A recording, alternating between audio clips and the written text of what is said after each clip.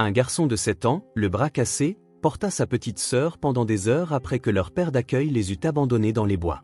Lorsqu'un chasseur les trouva et demanda ce qui s'était passé, ce que le garçon murmura révéla une horreur qui le poussa à appeler immédiatement le 911. Avant de commencer l'histoire, n'oubliez pas de laisser un like et de vous abonner à la chaîne pour voir plus d'histoires comme celle-ci. Jack Harrington se réveilla au son d'un pic vert martelant une écorce lointaine. Son tapotement rythmé répondait à la douleur lancinante dans son bras gauche. La lumière matinale filtrée projetait des ombres tachetées à travers l'abri de fortune en branches de pin qu'il avait construit la nuit précédente. Un instant, une confusion cotonneuse embruma ses pensées tandis qu'il essayait de se souvenir où il était. Puis la réalité revint brutalement.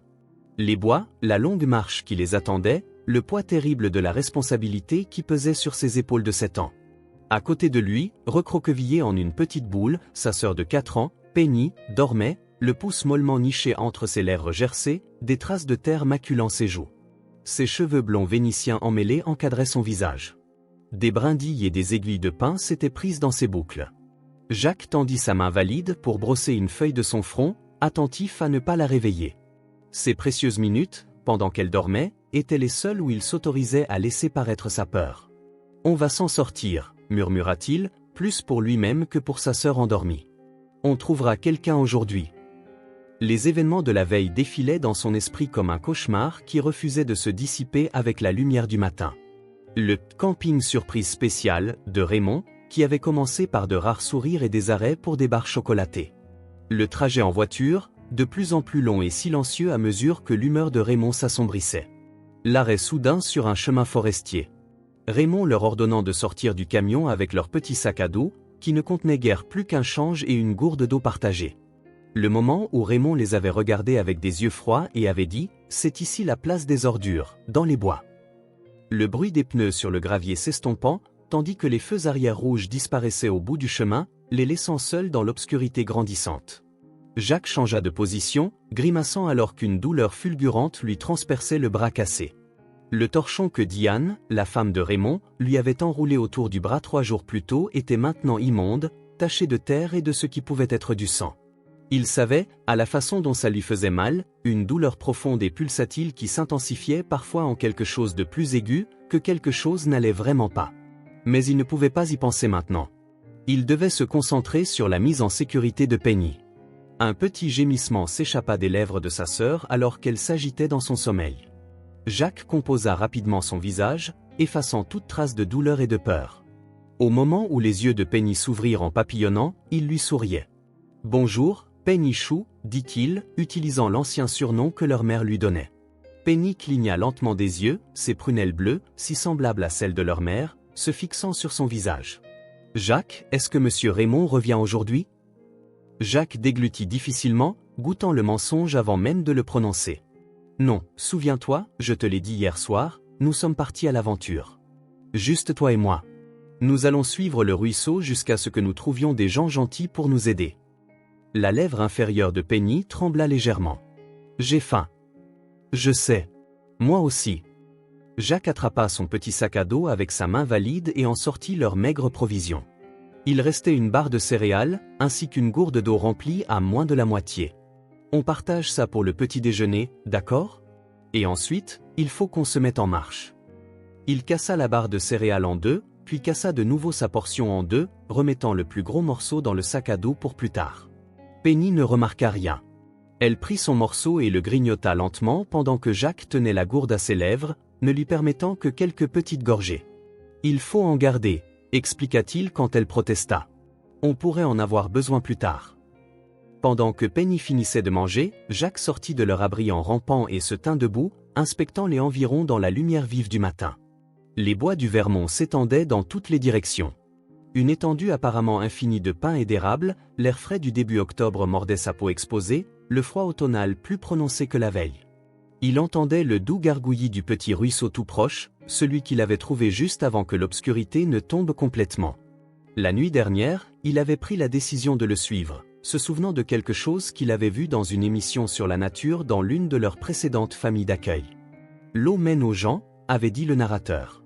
Ce simple fait était devenu leur seul espoir. Jack se pencha et regarda à l'intérieur de l'abri. Il étendit « Allez, Penny.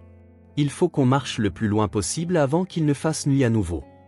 Penny sortit en rampant, ses baskets roses, autrefois blanches mais maintenant tachées de boue et de sève de pin, apparaissant en premier. Elle se tint à côté de lui, sa petite main cherchant automatiquement la sienne. Il la laissa s'accrocher à sa main droite, gardant son bras gauche blessé près de son corps. « Tu crois qu'on va retrouver maman ?» demanda Penny, sa voix petite mais pleine d'espoir. La question transperça le cœur de Jacques. Leur mère était partie depuis 2 ans maintenant, mais Penny demandait encore parfois de ses nouvelles, surtout quand elle avait peur. Elle n'avait que 2 ans quand ils avaient trouvé leur mère inconsciente sur le sol de la salle de bain, l'aiguille encore dans son bras. Jacques en avait 5, assez grand pour comprendre que quelque chose de terrible s'était passé, mais pas assez pour savoir quoi faire, sinon appeler le 911, un numéro que leur mère lui avait fait mémoriser, au cas où. « Non, Penny Chou, dit-il doucement. Maman est au ciel, tu te souviens ? Mais peut-être qu'on trouvera quelqu'un de gentil qui pourra nous aider. » Alors qu'ils commençaient à marcher le long de la rive du ruisseau, l'esprit de Jacques retourna à la première des familles d'accueil où ils avaient été placés après la mort de leur mère. Les Wilson avaient été assez gentils, avec 3 enfants à eux et un autre enfant placé, un adolescent nommé Miguel qui avait appris à Jacques à jouer aux dames. Ils y étaient restés 4 mois avant que l'entreprise de M. Wilson ne le mût en Arizona, et l'assistante sociale leur expliqua qu'ils ne pouvaient pas emmener Jacques et Penny avec eux pour des raisons de juridiction.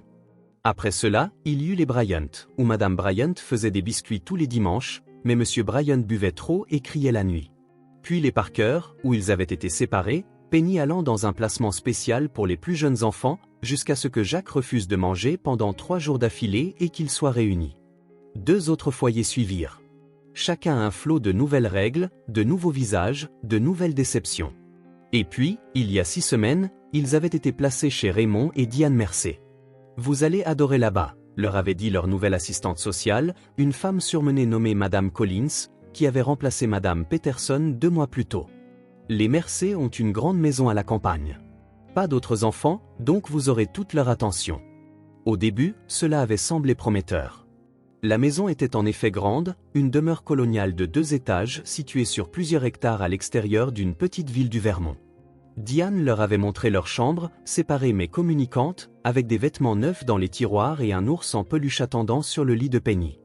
Il y avait une balançoire faite d'un pneu dans le jardin et un potager où Diane les laissait cueillir des tomates cerises directement sur la vigne. Raymond avait semblé gentil aussi, au début. Il travaillait à domicile, dans les investissements, bien que Jacques n'ait jamais vraiment compris ce que cela signifiait. Il prenait des pauses pendant la journée pour lancer une balle de baseball avec Jacques dans le jardin ou pour les emmener tous en ville pour une glace. Il appelait Jacques « champion », lui ébouriffait les cheveux et disait à Diane combien il avait bien choisi cette fois. Mais il y avait des signes, petits au début, que Jacques avait appris à reconnaître de leur précédente famille d'accueil. La façon dont Diane se tendait légèrement quand la voix de Raymond s'élevait. L'attention minutieuse qu'elle portait à garder la maison exactement comme il l'aimait. Les dîners où Raymond trouvait soudainement quelque chose à redire, la viande trop sèche, les légumes trop cuits, et Diane s'excusait abondamment tandis que les enfants restaient assis en silence, les yeux fixés sur leurs assiettes. Au bout de 3 semaines, le masque commença à tomber. Cela commença par Raymond qui s'emporta contre Penny pour avoir renversé du lait au petit déjeuner, son visage rougissant d'une rage qui semblait disproportionnée par rapport à l'offense. Jacques avait rapidement attrapé un torchon et nettoyé, s'excusant pour sa sœur, tandis que Diane restait figée près de l'évier, les jointures blanches sur le bord du comptoir. Après cela, la colère de Raymond se manifesta plus fréquemment. Il ne les frappait jamais. Il était trop prudent pour cela. Mais sa colère remplissait la maison comme un nuage d'orage, imprévisible et terrifiante. Jacques apprit à lire les signes. Le resserrement autour de la bouche de Raymond. La façon dont ses doigts tambourinaient sur une table. Les silences soudains qui signifiaient qu'il devait se faire discret. Diane essayait parfois d'intervenir, suggérant que Raymond fasse un tour en voiture pour se changer les idées ou proposant d'emmener les enfants dehors un moment. Parfois, cela fonctionnait, souvent non, et la dispute continuait à huis clos, la voix de Raymond un grondement bas et menaçant, les réponses de Diane trop faibles pour être comprises. Le jour où le bras de Jacques fut cassé avait commencé comme n'importe quel autre. Il était dans le jardin avec Penny, qui dessinait à la craie sur la terrasse en béton pendant que Jacques faisait rebondir une balle de tennis contre le mur du garage. Molly, la vieille Golden Retriever des Mercé, somnolait à proximité sur une parcelle de soleil d'automne. Raymond était au téléphone dans son bureau, la fenêtre ouverte pour profiter du dernier jour chaud de la saison. Jacques entendait sa voix devenir progressivement plus forte, plus colérique. Quand la porte arrière s'ouvrit violemment, Jacques s'était instinctivement rapproché de Penny.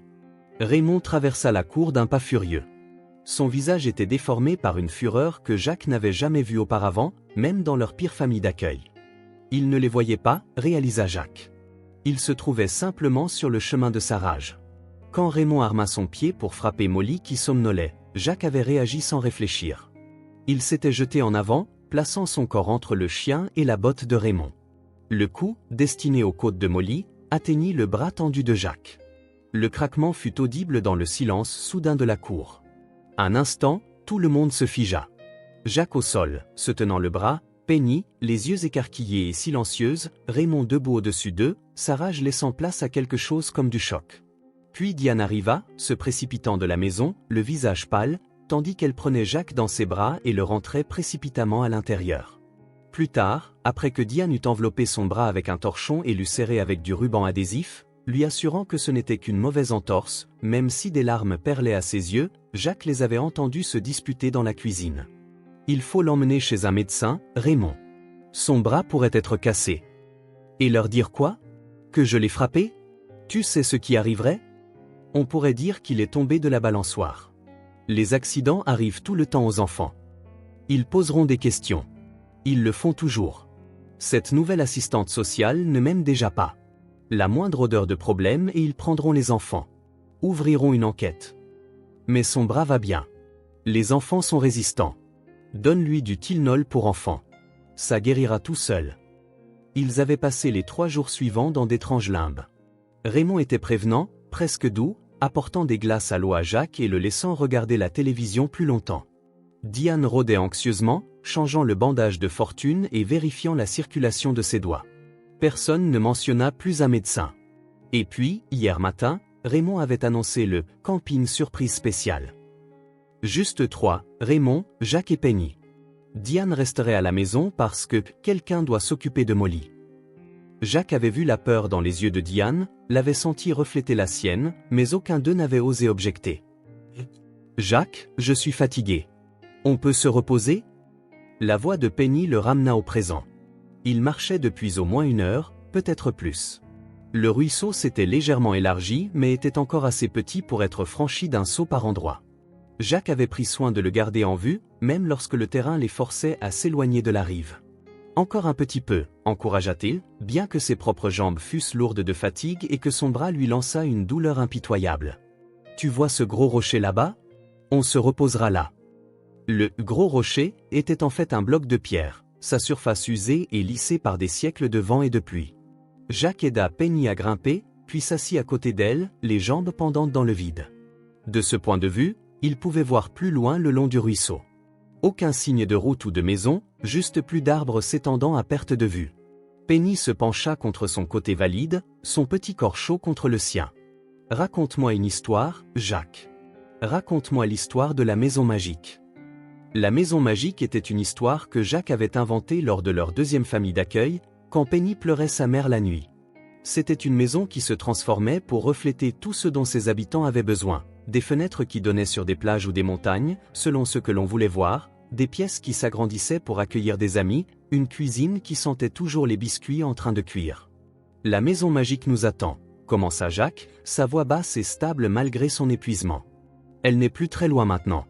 Le ruisseau nous y mènera directement. Et quand nous y arriverons, la porte d'entrée nous reconnaîtra et s'ouvrira en grand. » Tandis qu'il déroulait le conte familier, l'enrichissant de nouveaux détails, un jardin où les fraises poussaient toute l'année, une salle de jeu avec tous les jouets imaginables, il scrutait les bois autour d'eux. Le soleil d'octobre montait plus haut, mais l'air restait frais sous la dense canopée des arbres. Il devait les faire avancer. Ils avaient déjà passé une nuit dans les bois.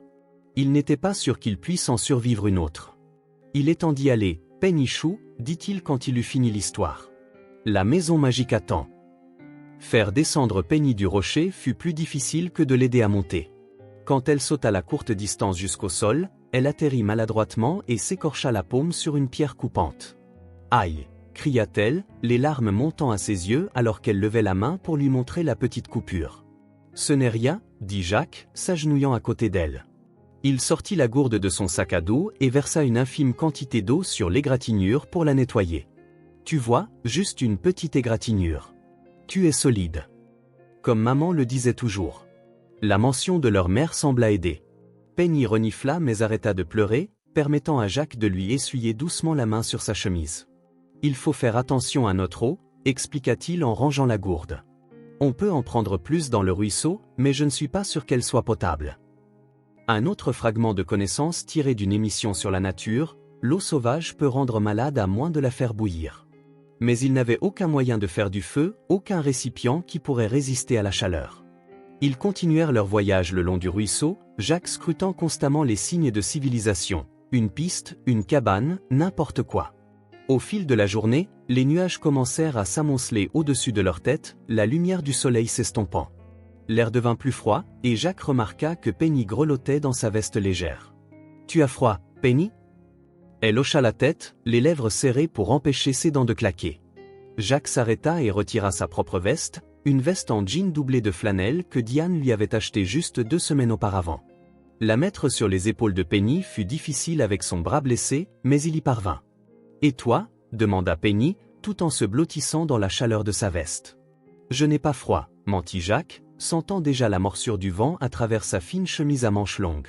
« Allez, il faut continuer à avancer. » En milieu d'après-midi, les nuages s'étaient épaissis et une fine bruine commença à tomber. Le moral de Jacques chuta en réalisant qu'ils allaient passer une nuit humide et froide s'ils ne trouvaient pas d'abri bientôt. Penny faiblissait, ses pas ralentissant malgré ses encouragements constants. « Je ne peux plus marcher, » dit-elle finalement, s'arrêtant net. « J'ai mal aux pieds. J'ai faim. Je veux rentrer à la maison. » Le désespoir dans sa voix faillit le briser. Ils n'avaient pas de maison. Pas vraiment. Juste une série de maisons où ils avaient été, au mieux, des invités temporaires, au pire, des fardeaux indésirables. Je sais, Penny Chou, je sais que c'est dur, mais il faut continuer. Quand elle secoua la tête, les larmes se mêlant à la bruine sur ses joues, Jacques prit une décision. Il s'agenouilla devant elle, le dos tourné. « Monte, » dit-il. « Je vais te porter un moment. »« Mets ton bras. »« Il va bien, » dit-il, utilisant le même ton dédaigneux que Raymond avait utilisé avec Diane. « Allez, il se fait tard et nous devons trouver un endroit pour dormir. » Penny hésita, puis grimpa sur son dos, ses petits bras s'enroulant autour de son cou. Jacques serra les dents contre la douleur en se levant, ajustant son poids pour minimiser la pression sur son bras cassé. Elle était légère pour une enfant de 4 ans, mais chaque pas envoyait néanmoins des décharges d'agonie à travers son membre blessé. Il marchait, un pied devant l'autre, se concentrant sur le bruit du ruisseau à sa droite, sur la douce respiration de Penny contre son oreille, sur n'importe quoi sauf la douleur. La bruine s'épaissit en une pluie légère, trempant sa chemise, mais la veste qu'il avait donnée à Penny la gardait relativement au sec. Alors que la lumière du jour commençait à faiblir, Jacques aperçut enfin ce qu'il cherchait, une petite clairière sous un bouquet de pins. Le sol y serait plus sec, les branches denses offrant une certaine protection contre la pluie. Il porta Penny jusqu'à l'endroit et la déposa doucement. « On restera ici cette nuit, » dit-il, essayant de paraître confiant. « Je vais nous faire un abri comme hier. » Utilisant son bras valide, si nécessaire, ses dents, Jacques rassembla des branches tombées et des rameaux de pin, les disposant contre une branche basse pour créer un appentis rudimentaire. Le travail l'épuisa, mais il persévéra, sachant qu'il était crucial de rester au sec pendant la nuit. Quand l'abri fut terminé, il persuada Penny d'entrer et lui donna le reste de sa portion de barres de céréales, ainsi que quelques gorgées d'eau soigneusement mesurées. La dernière lueur s'estompait du ciel, et avec elle, l'espoir de Jacques que quelqu'un les trouverait avant la tombée de la nuit. « On va s'en sortir, Jacques ?» demanda Penny, sa voix petite dans l'obscurité grandissante. Jacques s'allongea à côté d'elle, se positionnant entre elle et l'ouverture de l'abri. « Oui, » dit-il fermement. « On va s'en sortir. Demain, on continuera à suivre le ruisseau et on trouvera des gens qui nous aideront. Promis ? Je te le promets, Penny Chou. » Et à ce moment-là, malgré tout, il y croyait. Il le devait. Dehors, la pluie tombait régulièrement. Son doux crépitement sur les aiguilles de pin était presque apaisant. Jacques serra Penny contre lui, partageant la chaleur qu'il pouvait. Elle s'endormit rapidement, épuisée par leur longue journée. Mais Jacques resta éveillé, écoutant les bruits nocturnes de la forêt et luttant contre sa propre fatigue. Il pensa à leur mère, puis à ses yeux bleus clairs, les yeux de Penny, et à son rire qui pouvait remplir une pièce. Au bonjour, quand elle était clean, quand elle faisait des crêpes en forme d'animaux et les emmenait au parc. À sa promesse murmurée, la dernière fois que l'assistante sociale était venue les voir, ses bras les entourant tous les deux. « Ça va aller mieux, je le jure. J'essaie tellement fort pour vous deux. » Elle n'avait pas pu tenir cette promesse. L'emprise de l'héroïne avait été plus forte que son amour pour eux. Bien que Jacques n'ait jamais douté qu'elle les avait aimés. C'est pourquoi il devait être fort maintenant. Pourquoi il devait mettre Penny en sécurité. Il avait promis à sa mère une fois, alors qu'elle dormait sur le canapé, qu'il prendrait toujours soin de sa petite sœur. C'était la seule promesse qu'il avait l'intention de tenir. Dans l'obscurité de la forêt du Vermont, la pluie s'infiltrant à travers leur abri de fortune et la douleur irradiant de son bras cassé, Jack Harrington, 7 ans, s'autorisa enfin une unique larme silencieuse. Puis, serrant Penny plus fort contre lui, il ferma les yeux et s'abandonna à un sommeil agité. À des kilomètres de là, dans la maison des Mercé, Diane était assise à la table de la cuisine, les mains serrées autour d'une tasse de café froid. La maison était silencieuse. Raymond était parti des heures plus tôt, emportant la plupart de leurs économies et la laissant avec l'avertissement de n'appeler personne si elle tenait à sa peau. Mais alors que l'horloge dépassait minuit et que la pluie continuait de tomber, Diane attrapa le téléphone. Sa main tremblait en composant le numéro, mais sa voix était ferme quand le répartiteur répondit. « Je dois signaler la disparition de 2 enfants, dit-elle. S'il vous plaît, dépêchez-vous. Ils sont seuls dehors, dans les bois. » Le matin vint avec de timides doigts de lumière pénétrant les rameaux de pin de leur abri. Jacques se réveilla le premier, le corps raide et frigorifié, son bras cassé une présence lancinante constante. La pluie avait cessé pendant la nuit, mais tout restait humide, leurs vêtements, le sol sous eux, l'air même qu'ils respiraient. Un instant, il resta immobile, écoutant la douce respiration de Penny à côté de lui, essayant de rassembler des forces pour la journée à venir. Quand il bougea enfin, une douleur traversa son bras avec une telle intensité qu'il dut se mordre la lèvre pour ne pas crier. Dans la faible lumière filtrant à travers les branches, il examina le torchon. Il avait glissé pendant la nuit, révélant une peau rouge et irritée en dessous. Jacques ne savait pas grand-chose sur les os cassés, mais il en savait assez pour s'inquiéter du gonflement et de la chaleur qui irradiait de son avant-bras. Il réajusta soigneusement le bandage de fortune, le fixant du mieux qu'il pouvait d'une seule main. Le mouvement fit s'agiter Penny, son petit corps se blottissant plus près de sa chaleur avant que ses yeux ne s'ouvrent en papillonnant. Déjà le matin, marmonna-t-elle en se frottant les yeux. Oui, Penny Chou. La pluie s'est arrêtée. C'est bien, non? Elle hocha la tête, s'asseyant et regardant autour de leur petit abri comme si elle le voyait pour la première fois. J'ai vraiment faim, Jacques. Les mots se tordirent dans sa poitrine. Leur maigre provision était épuisée. La barre de céréales finie, la gourde d'eau presque vide. Il avait été trop épuisé la nuit dernière pour penser au-delà de la création d'un abri. Mais maintenant, la réalité de leur situation s'abattait sur lui avec un poids écrasant. Moi aussi, Admil. Mais j'ai une idée. Allons voir près du ruisseau. Peut-être qu'on trouvera des bails ou quelque chose. C'était un espoir désespéré, mais c'était tout ce qu'il avait. Jacques aida Penny à sortir de l'abri, remarquant comment elle grimaçait en se levant. Ses baskets étaient trempées et il pouvait voir une ampoule se former sur son talon là où le tissu mouillé avait frotté contre sa peau. L'air du matin était vif et froid, leur souffle visible en petits nuages. Jacques rendit sa veste à Penny, ignorant ses protestations selon lesquelles il devrait la porter. Le ruisseau gargouillait à proximité, légèrement plus haut que la veille à cause de la pluie. Ils se dirigèrent vers lui, Jacques scrutant les sous-bois à la recherche de quelque chose de comestible. « Regarde !» s'exclama soudain Penny, pointant un bouquet de buissons près du bord de l'eau. « Des bails !» Le cœur de Jacques bondit, puis retomba immédiatement en reconnaissant les baies rouges vifs. « Ne touche pas à ça, Penny. Elles ne sont pas bonnes à manger. » Un autre fragment de connaissance tiré d'une sortie scolaire. Les baies rouges en grappe étaient souvent toxiques. Le naturaliste qui avait guidé leur classe à travers un parc d'État les avait signalés, avertissant les enfants de ne jamais manger de baies sauvages à moins qu'un adulte ne les identifie comme sûres. La déception assombrit le visage de Penny, mais elle recula docilement du buisson. Ils continuèrent le long du ruisseau, scrutant tous deux à la recherche de quelque chose de comestible.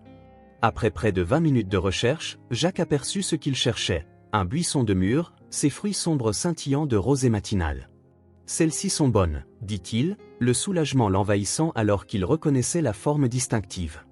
J'en ai vu au marché fermier. Ce sont des mûres. Il cueillit avidement les baies mûres, leurs doigts bientôt tachés de jus violet. Il n'y en avait pas beaucoup, c'était la fin de la saison, mais chaque petit fruit était une explosion de douceur qui calma temporairement la faim qui les tenaillait. Pendant qu'il mangeait, Jacques formula un plan pour la journée. Il continuerait à suivre le ruisseau, qui semblait s'élargir à mesure qu'ils avançaient. Cela devait être un bon signe, n'est-ce pas? Les grands ruisseaux mènent aux rivières, et les rivières mènent aux villes. Du moins, il l'espérait. Prêt à partir? Demanda-t-il quand la dernière baille fut mangée. Il faut qu'on marche le plus loin possible aujourd'hui. Penny hocha la tête solennellement, mais il pouvait voir la fatigue déjà présente sur son petit visage. Son énergie débordante habituelle avait été sapée par la faim, le froid et la peur. Pourtant, elle prit sa main sans se plaindre alors qu'ils repartaient, le ruisseau leur seul guide dans la nature sauvage. La journée progressa lentement, marquée par de brèves pauses et un terrain de plus en plus difficile. Le sol commença à descendre, les forçant à contourner des arbres tombés et à franchir des rochers glissants. Le bras de Jacques protestait à chaque pas secouant, mais il cachait sa douleur à Penny, la distrayant avec des histoires et des jeux chaque fois qu'elle commençait à faiblir. « Jouons à « Je vois quelque chose », suggéra-t-il pendant l'une de leurs pauses. « Je commence. Je vois avec mon petit œil quelque chose de vert. » Penny regarda la forêt qui les entourait, un petit sourire se formant malgré son épuisement. « C'est tout, Jacques ? » ?»« Non, juste une chose verte spécifique. »« Cette grande fougère là-bas ? » ?»« Non, essaie encore. » Le jeu continua, offrant un bref répit à leur situation. Jacques essayait de garder une voix légère, de maintenir la prétention que ce n'était en effet qu'une aventure plutôt qu'une lutte désespérée pour la survie. Mais au fil de la journée et à mesure que Penny se fatiguait, il devenait de plus en plus difficile de maintenir la façade. En milieu d'après-midi, les nuages étaient revenus et un crachin froid commença à tomber. La chemise de Jacques, qui avait presque séché pendant la matinée, fut rapidement à nouveau trempée. Penny se blottit dans sa veste, mais même celle-ci commençait à laisser l'humidité s'infiltrer. Il devait trouver un meilleur abri, et vite. « Jacques, je ne peux plus marcher, » dit finalement Penny, s'arrêtant net. Son visage était pâle sous les taches de saleté, ses lèvres teintées de bleu par le froid. Sans hésiter, Jacques s'agenouilla, lui présentant son dos. « Monte. Je vais te porter un moment. »« Mets ton bras. »« Il va bien, » insista-t-il, bien qu'ils sussent tous les deux que c'était un mensonge. « Allez, Penny chou. Il faut continuer à avancer. » Penny grimpa sur son dos, ses bras lâches autour de son cou. Jacques se leva prudemment, ajustant son poids du mieux qu'il pouvait pour minimiser la pression sur son bras cassé. Malgré cela, chaque pas lui envoyait des pointes d'agonie, et il devait se forcer à continuer de mettre un pied devant l'autre. Le ruisseau s'était considérablement élargi, devenant maintenant un véritable cours d'eau avec un courant plus fort.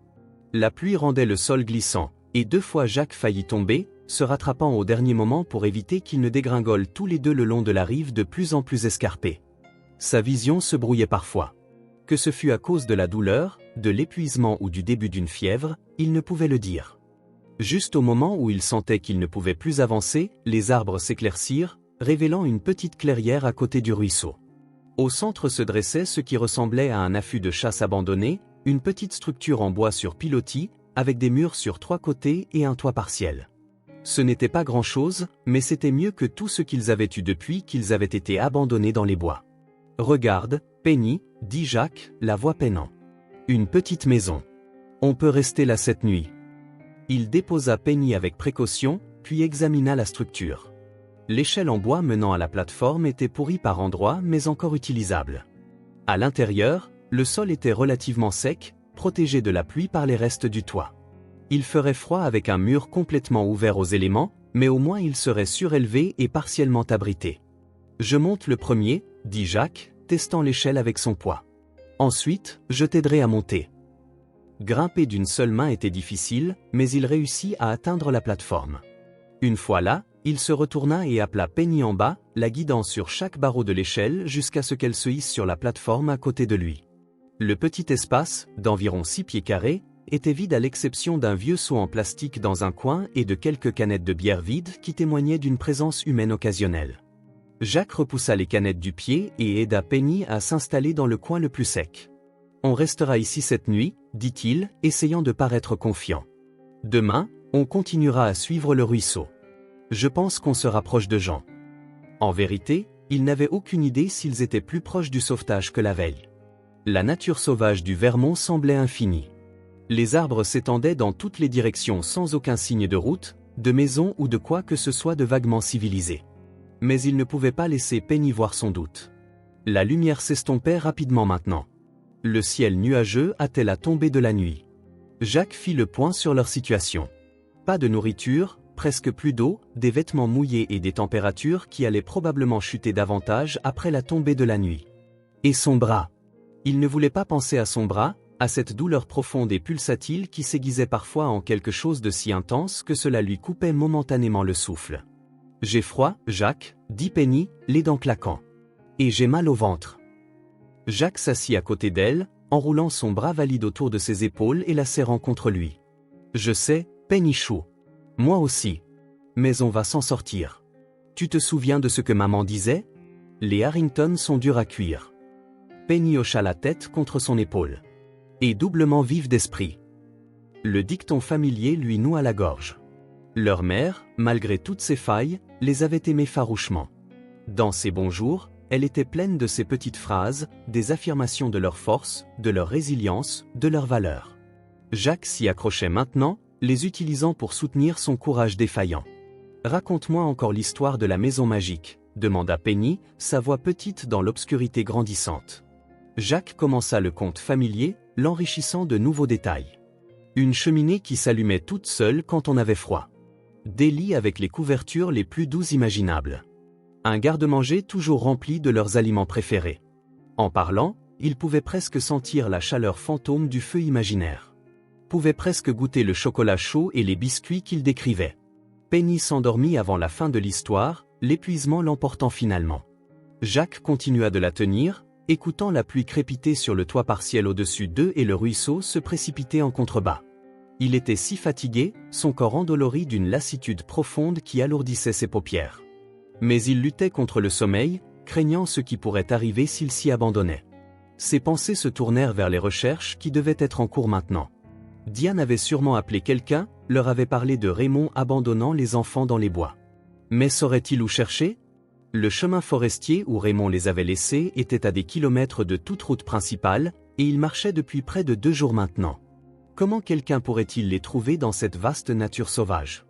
La pluie redoubla, poussée par un vent croissant qui transperçait leurs vêtements mouillés comme des couteaux. Jack serra Penny plus fort, essayant de la protéger du pire. Son bras cassé palpitait au rythme de son cœur, et il sentait la chaleur en irradier malgré l'air froid, une infection, probablement.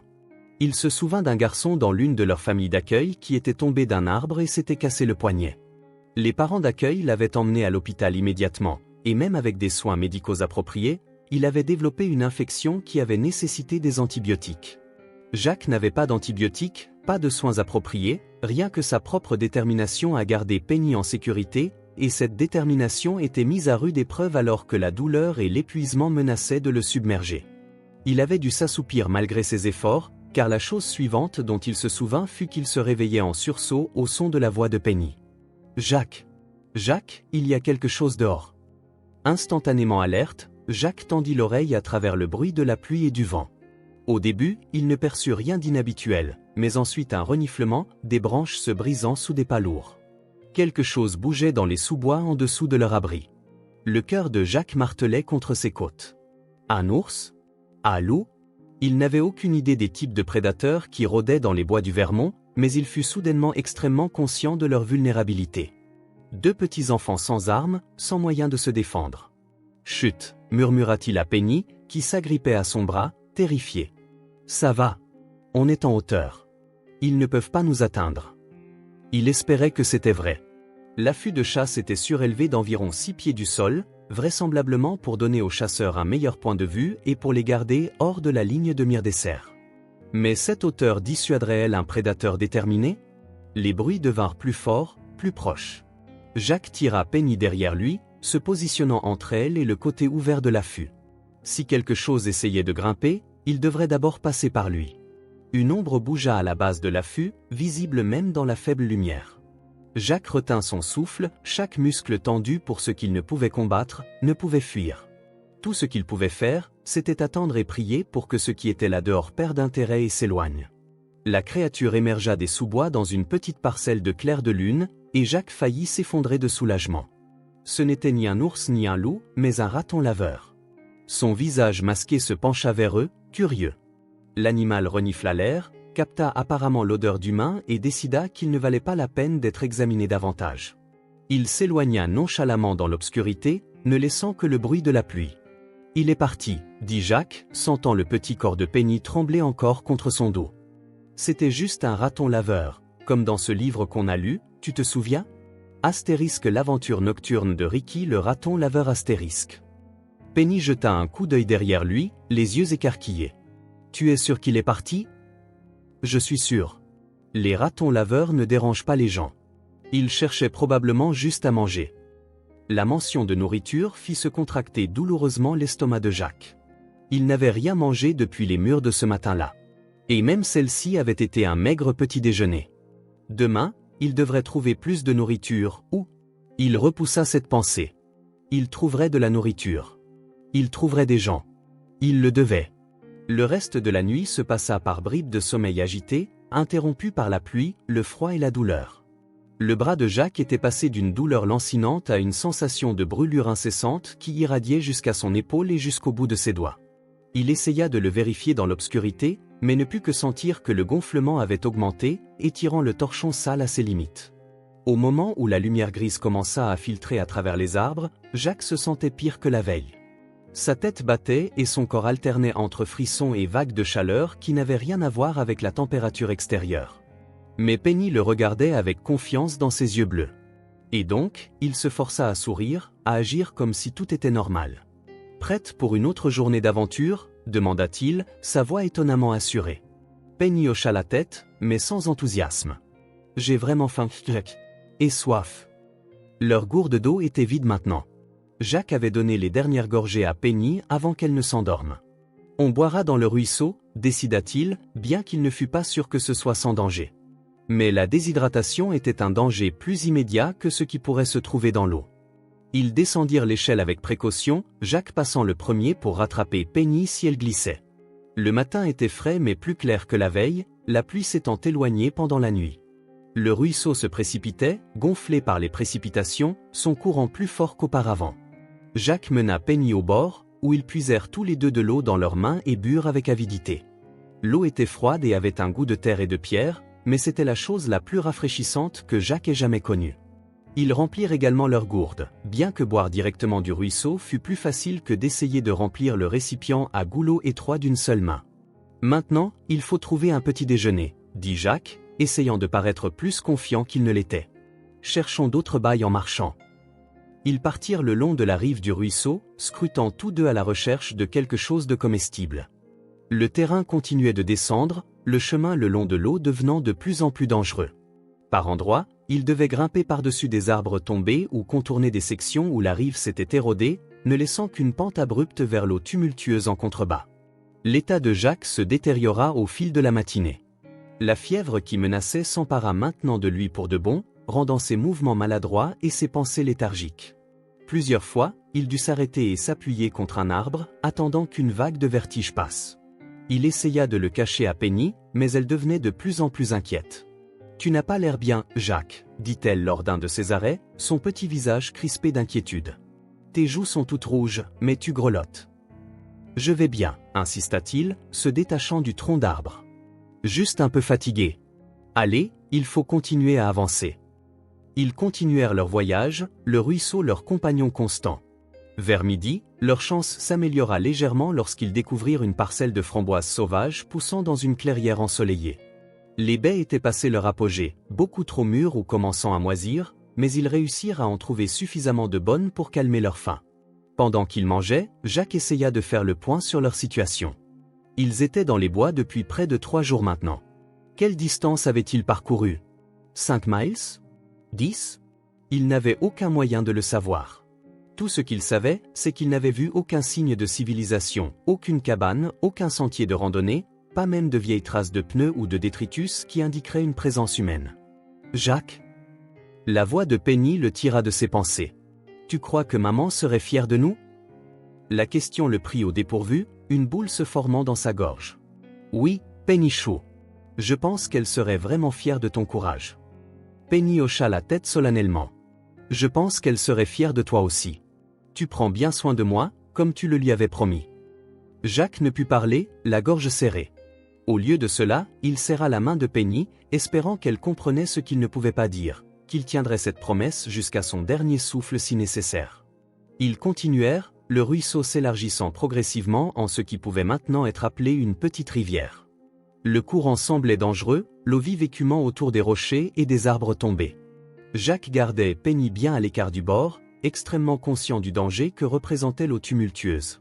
Alors que l'après-midi déclinait, l'état de Jacques empira. La fièvre le consumait maintenant, faisant de chaque pas un exercice de volonté. Sa vision se brouillait parfois, des taches sombres dansant sur les bords, et la douleur dans son bras était devenue un cri constant qu'il ne pouvait ignorer.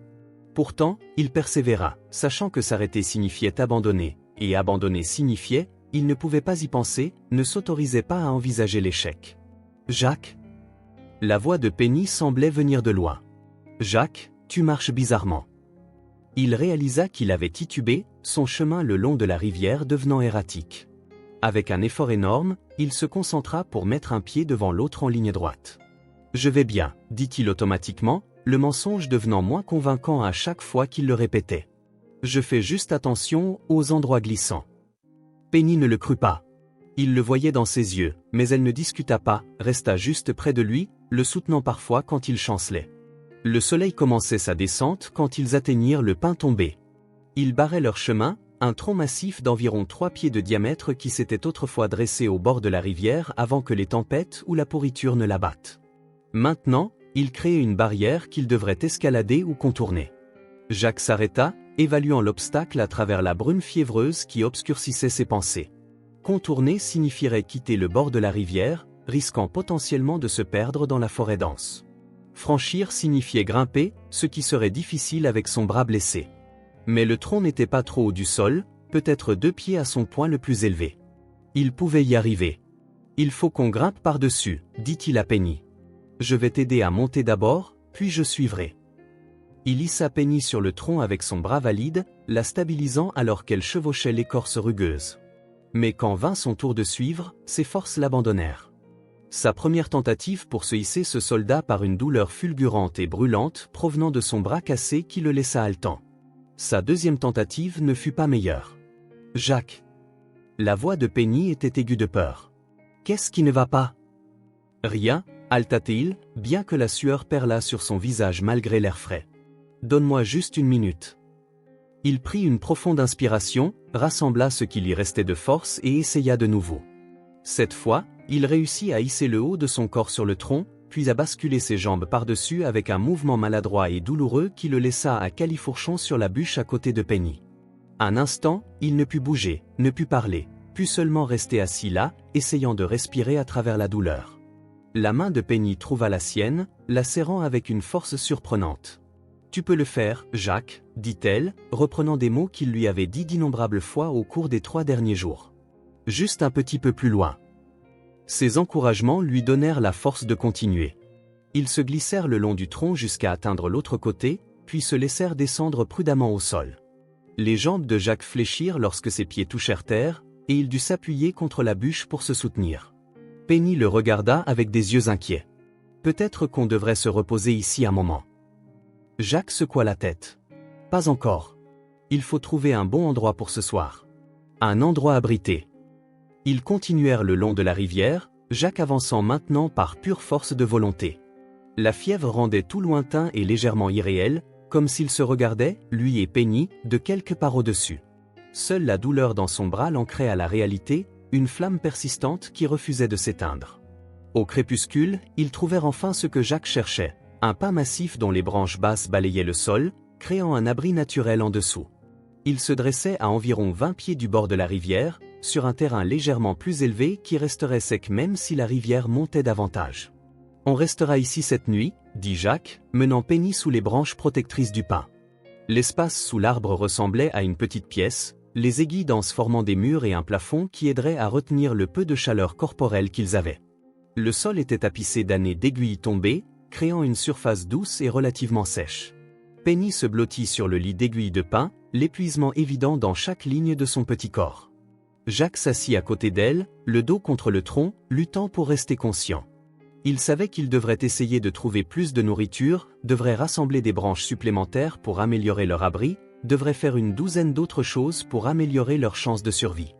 Mais il n'avait plus rien, aucune réserve de force à puiser. « Jacques ?»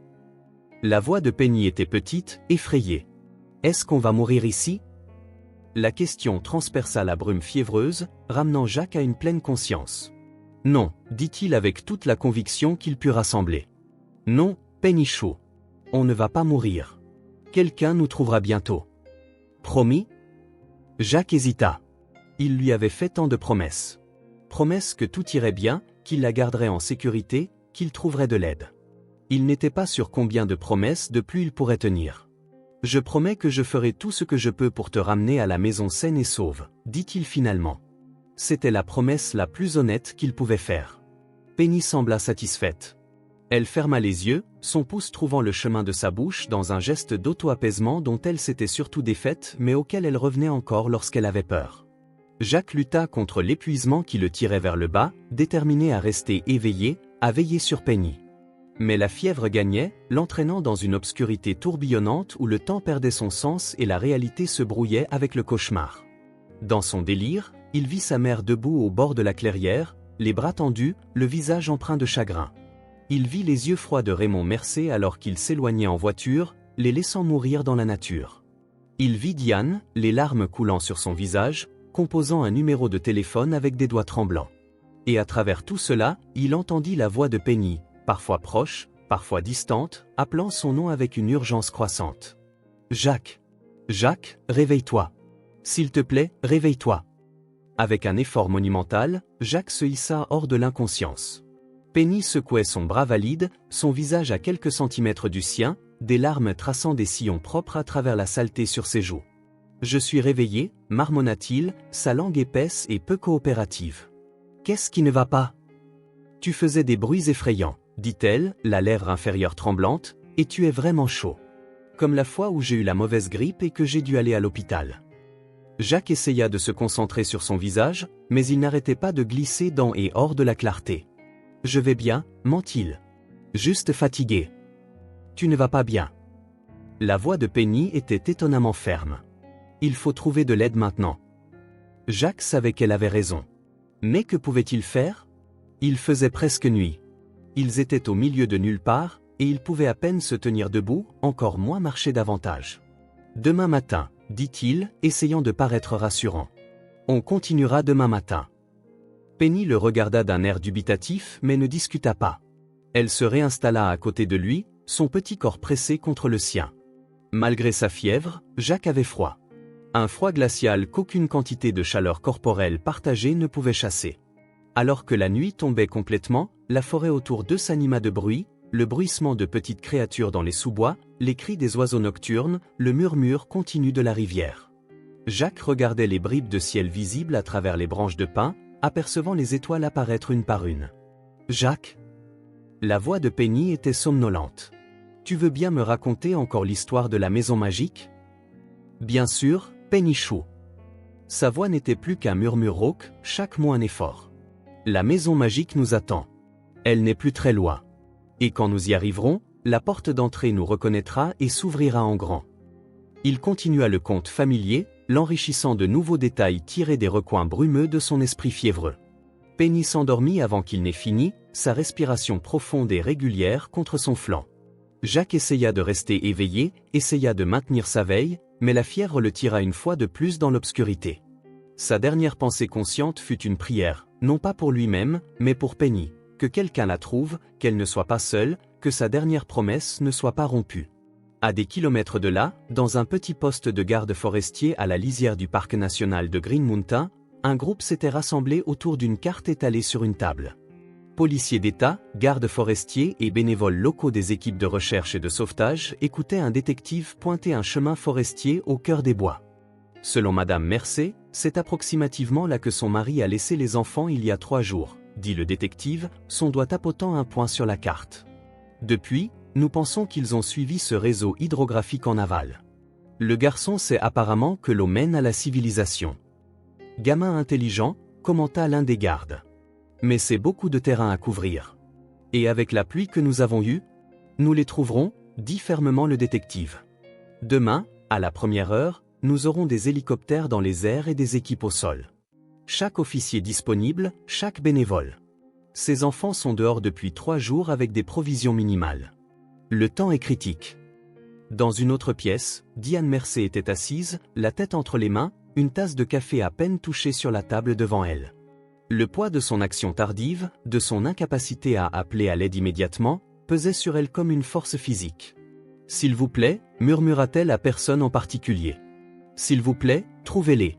S'il vous plaît, faites qu'ils soient en vie. » De retour dans la forêt, sous les branches protectrices du pin ancestral, Jack Harrington brûlait de fièvre, son bras cassé chaud et enflé sous son bandage sale. À côté de lui, Penny dormait du sommeil épuisé d'une enfant qui avait marché au-delà de ses forces, qui avait affronté la peur, la faim et le froid avec un courage dépassant son âge. Et quelque part dans l'obscurité, le faisceau d'une lampe de poche balayait les arbres tandis que Michael Thornton, un chasseur local vérifiant ses pièges photographiques avant la tempête à venir, progressait le long de la rive. Il n'avait pas encore entendu parler des enfants disparus. Il était au plus profond des bois depuis tôt le matin, mais il allait bientôt devenir un héros improbable dans une histoire qui captiverait le cœur d'un État entier. Pour l'instant, cependant, il était simplement un homme marchant dans la forêt, ignorant qu'à moins d'1 mile devant lui, 2 enfants se blottissaient sous un pin, l'un d'eux s'accrochant à peine à la conscience, tous 2 ayant désespérément besoin de l'aide qu'il pouvait apporter. La nuit s'épaissit, les étoiles tournoyèrent au-dessus, et la rivière continua son voyage vers la vallée, emportant avec elle la promesse de civilisation et de salut. Si seulement Jack pouvait tenir assez longtemps pour l'atteindre. Michael Thornton se déplaçait dans l'obscurité de l'aube avec l'aisance d'un homme qui connaissait ses bois comme les lignes de sa propre main. À 52 ans, il chassait dans cette partie du Vermont depuis plus de 40 ans, ayant commencé enfant en suivant son père. Le faisceau de sa lampe de poche balayait méthodiquement le sol de la forêt, illuminant les feuilles mortes, les racines exposées et les yeux occasionnellement surpris de créatures nocturnes. Il n'avait pas prévu de sortir si tôt, mais le bulletin météo avait annoncé un autre front orageux pour midi, et il voulait vérifier ses pièges photographiques avant que la pluie n'arrive. Ces appareils faisaient partie d'un projet personnel visant à suivre les mouvements d'un cerf à 10 corps particulièrement impressionnant qu'il avait repéré la saison dernière mais n'avait jamais réussi à abattre. La saison de la chasse était encore dans quelques semaines, mais Michael croyait en une préparation minutieuse. La rivière avait considérablement monté avec les récentes pluies, son gargouillis habituellement doux étant maintenant un tumulte constant qui fournissait une toile de fond au cœur matinal de la forêt. Michael s'arrêta sur une petite butte, prit une gorgée de café de son thermos et inspecta le terrain devant lui. Le faisceau de sa lampe de poche attrapa quelque chose d'inhabituel, une faible trace de sous-bois perturbé s'éloignant de la rivière. Quelque chose, ou quelqu'un, était passé par là récemment. Un cerf, peut-être, ou un ours. Mais la piste semblait trop étroite, trop directe. Et il y avait quelque chose à ce sujet qui lui donnait la chair de poule. Michael était bénévole au sein de l'équipe locale de recherche et de sauvetage depuis près de 15 ans. Bien qu'il n'ait pas été appelé récemment, il avait l'œil d'un chercheur pour les anomalies du paysage, ces petits signes qui indiquaient une présence humaine dans des endroits où les humains ne s'aventuraient généralement pas. Il décida de suivre la piste, la curiosité le poussant en avant. Le sentier menait vers un pin massif, à environ 20 mètres du bord de la rivière. En s'approchant, sa lumière capta une touche de couleur sous les branches basses, quelque chose qui n'appartenait pas à la palette naturelle de la forêt. Michael s'approcha, écartant les branches basses d'une main tout en dirigeant le faisceau de sa lampe de poche dans l'espace en dessous. Ce qu'il vit lui coupa le souffle. 2 enfants gisaient blottis l'un contre l'autre sur un lit d'aiguilles de pin. Une petite fille, pas plus de 4 ou 5 ans, dormait le pouce dans la bouche, enveloppée dans ce qui semblait être une veste en jean plusieurs tailles trop grande pour elle. À côté d'elle, un garçon qui paraissait avoir environ 7 ou 8 ans était appuyé contre le tronc du pin, les yeux fermés, le visage empourpré d'une couleur anormale, visible même à la lueur de la lampe de poche. Un instant, Michael resta figé, sous le choc. La dernière chose à laquelle il s'attendait à trouver au cœur de ces bois était une paire d'enfants, clairement seuls et en détresse. Puis, la formation et l'instinct prirent le dessus. Il s'agenouilla, gardant une certaine distance pour ne pas les effrayer. « Les enfants » appela-t-il doucement. « Vous m'entendez » Les yeux du garçon s'ouvrirent en papillonnant, le regard vague et vitreux de fièvre. Son corps se tendit immédiatement, un bras au le droit, se déplaçant de manière protectrice devant la fillette toujours endormie. « Ça va, dit Michael, gardant sa voix basse et douce. Je ne vais pas vous faire de mal. Je m'appelle Michael. Je suis chasseur. J'habite près d'ici. Peux-tu me dire ton nom ?» Le garçon le fixa, la confusion et la peur se lisant sur son visage. « Jacques, murmura-t-il finalement, sa voix à peine audible par-dessus le bruit de la rivière. Je m'appelle Jacques. Salut Jacques. C'est ta sœur ? Michael fit un geste vers l'enfant endormi. Jacques hocha la tête, ses yeux ne quittant jamais le visage de Michael. Penny. Elle s'appelle Penny. Ne la réveille pas encore. Elle est vraiment fatiguée.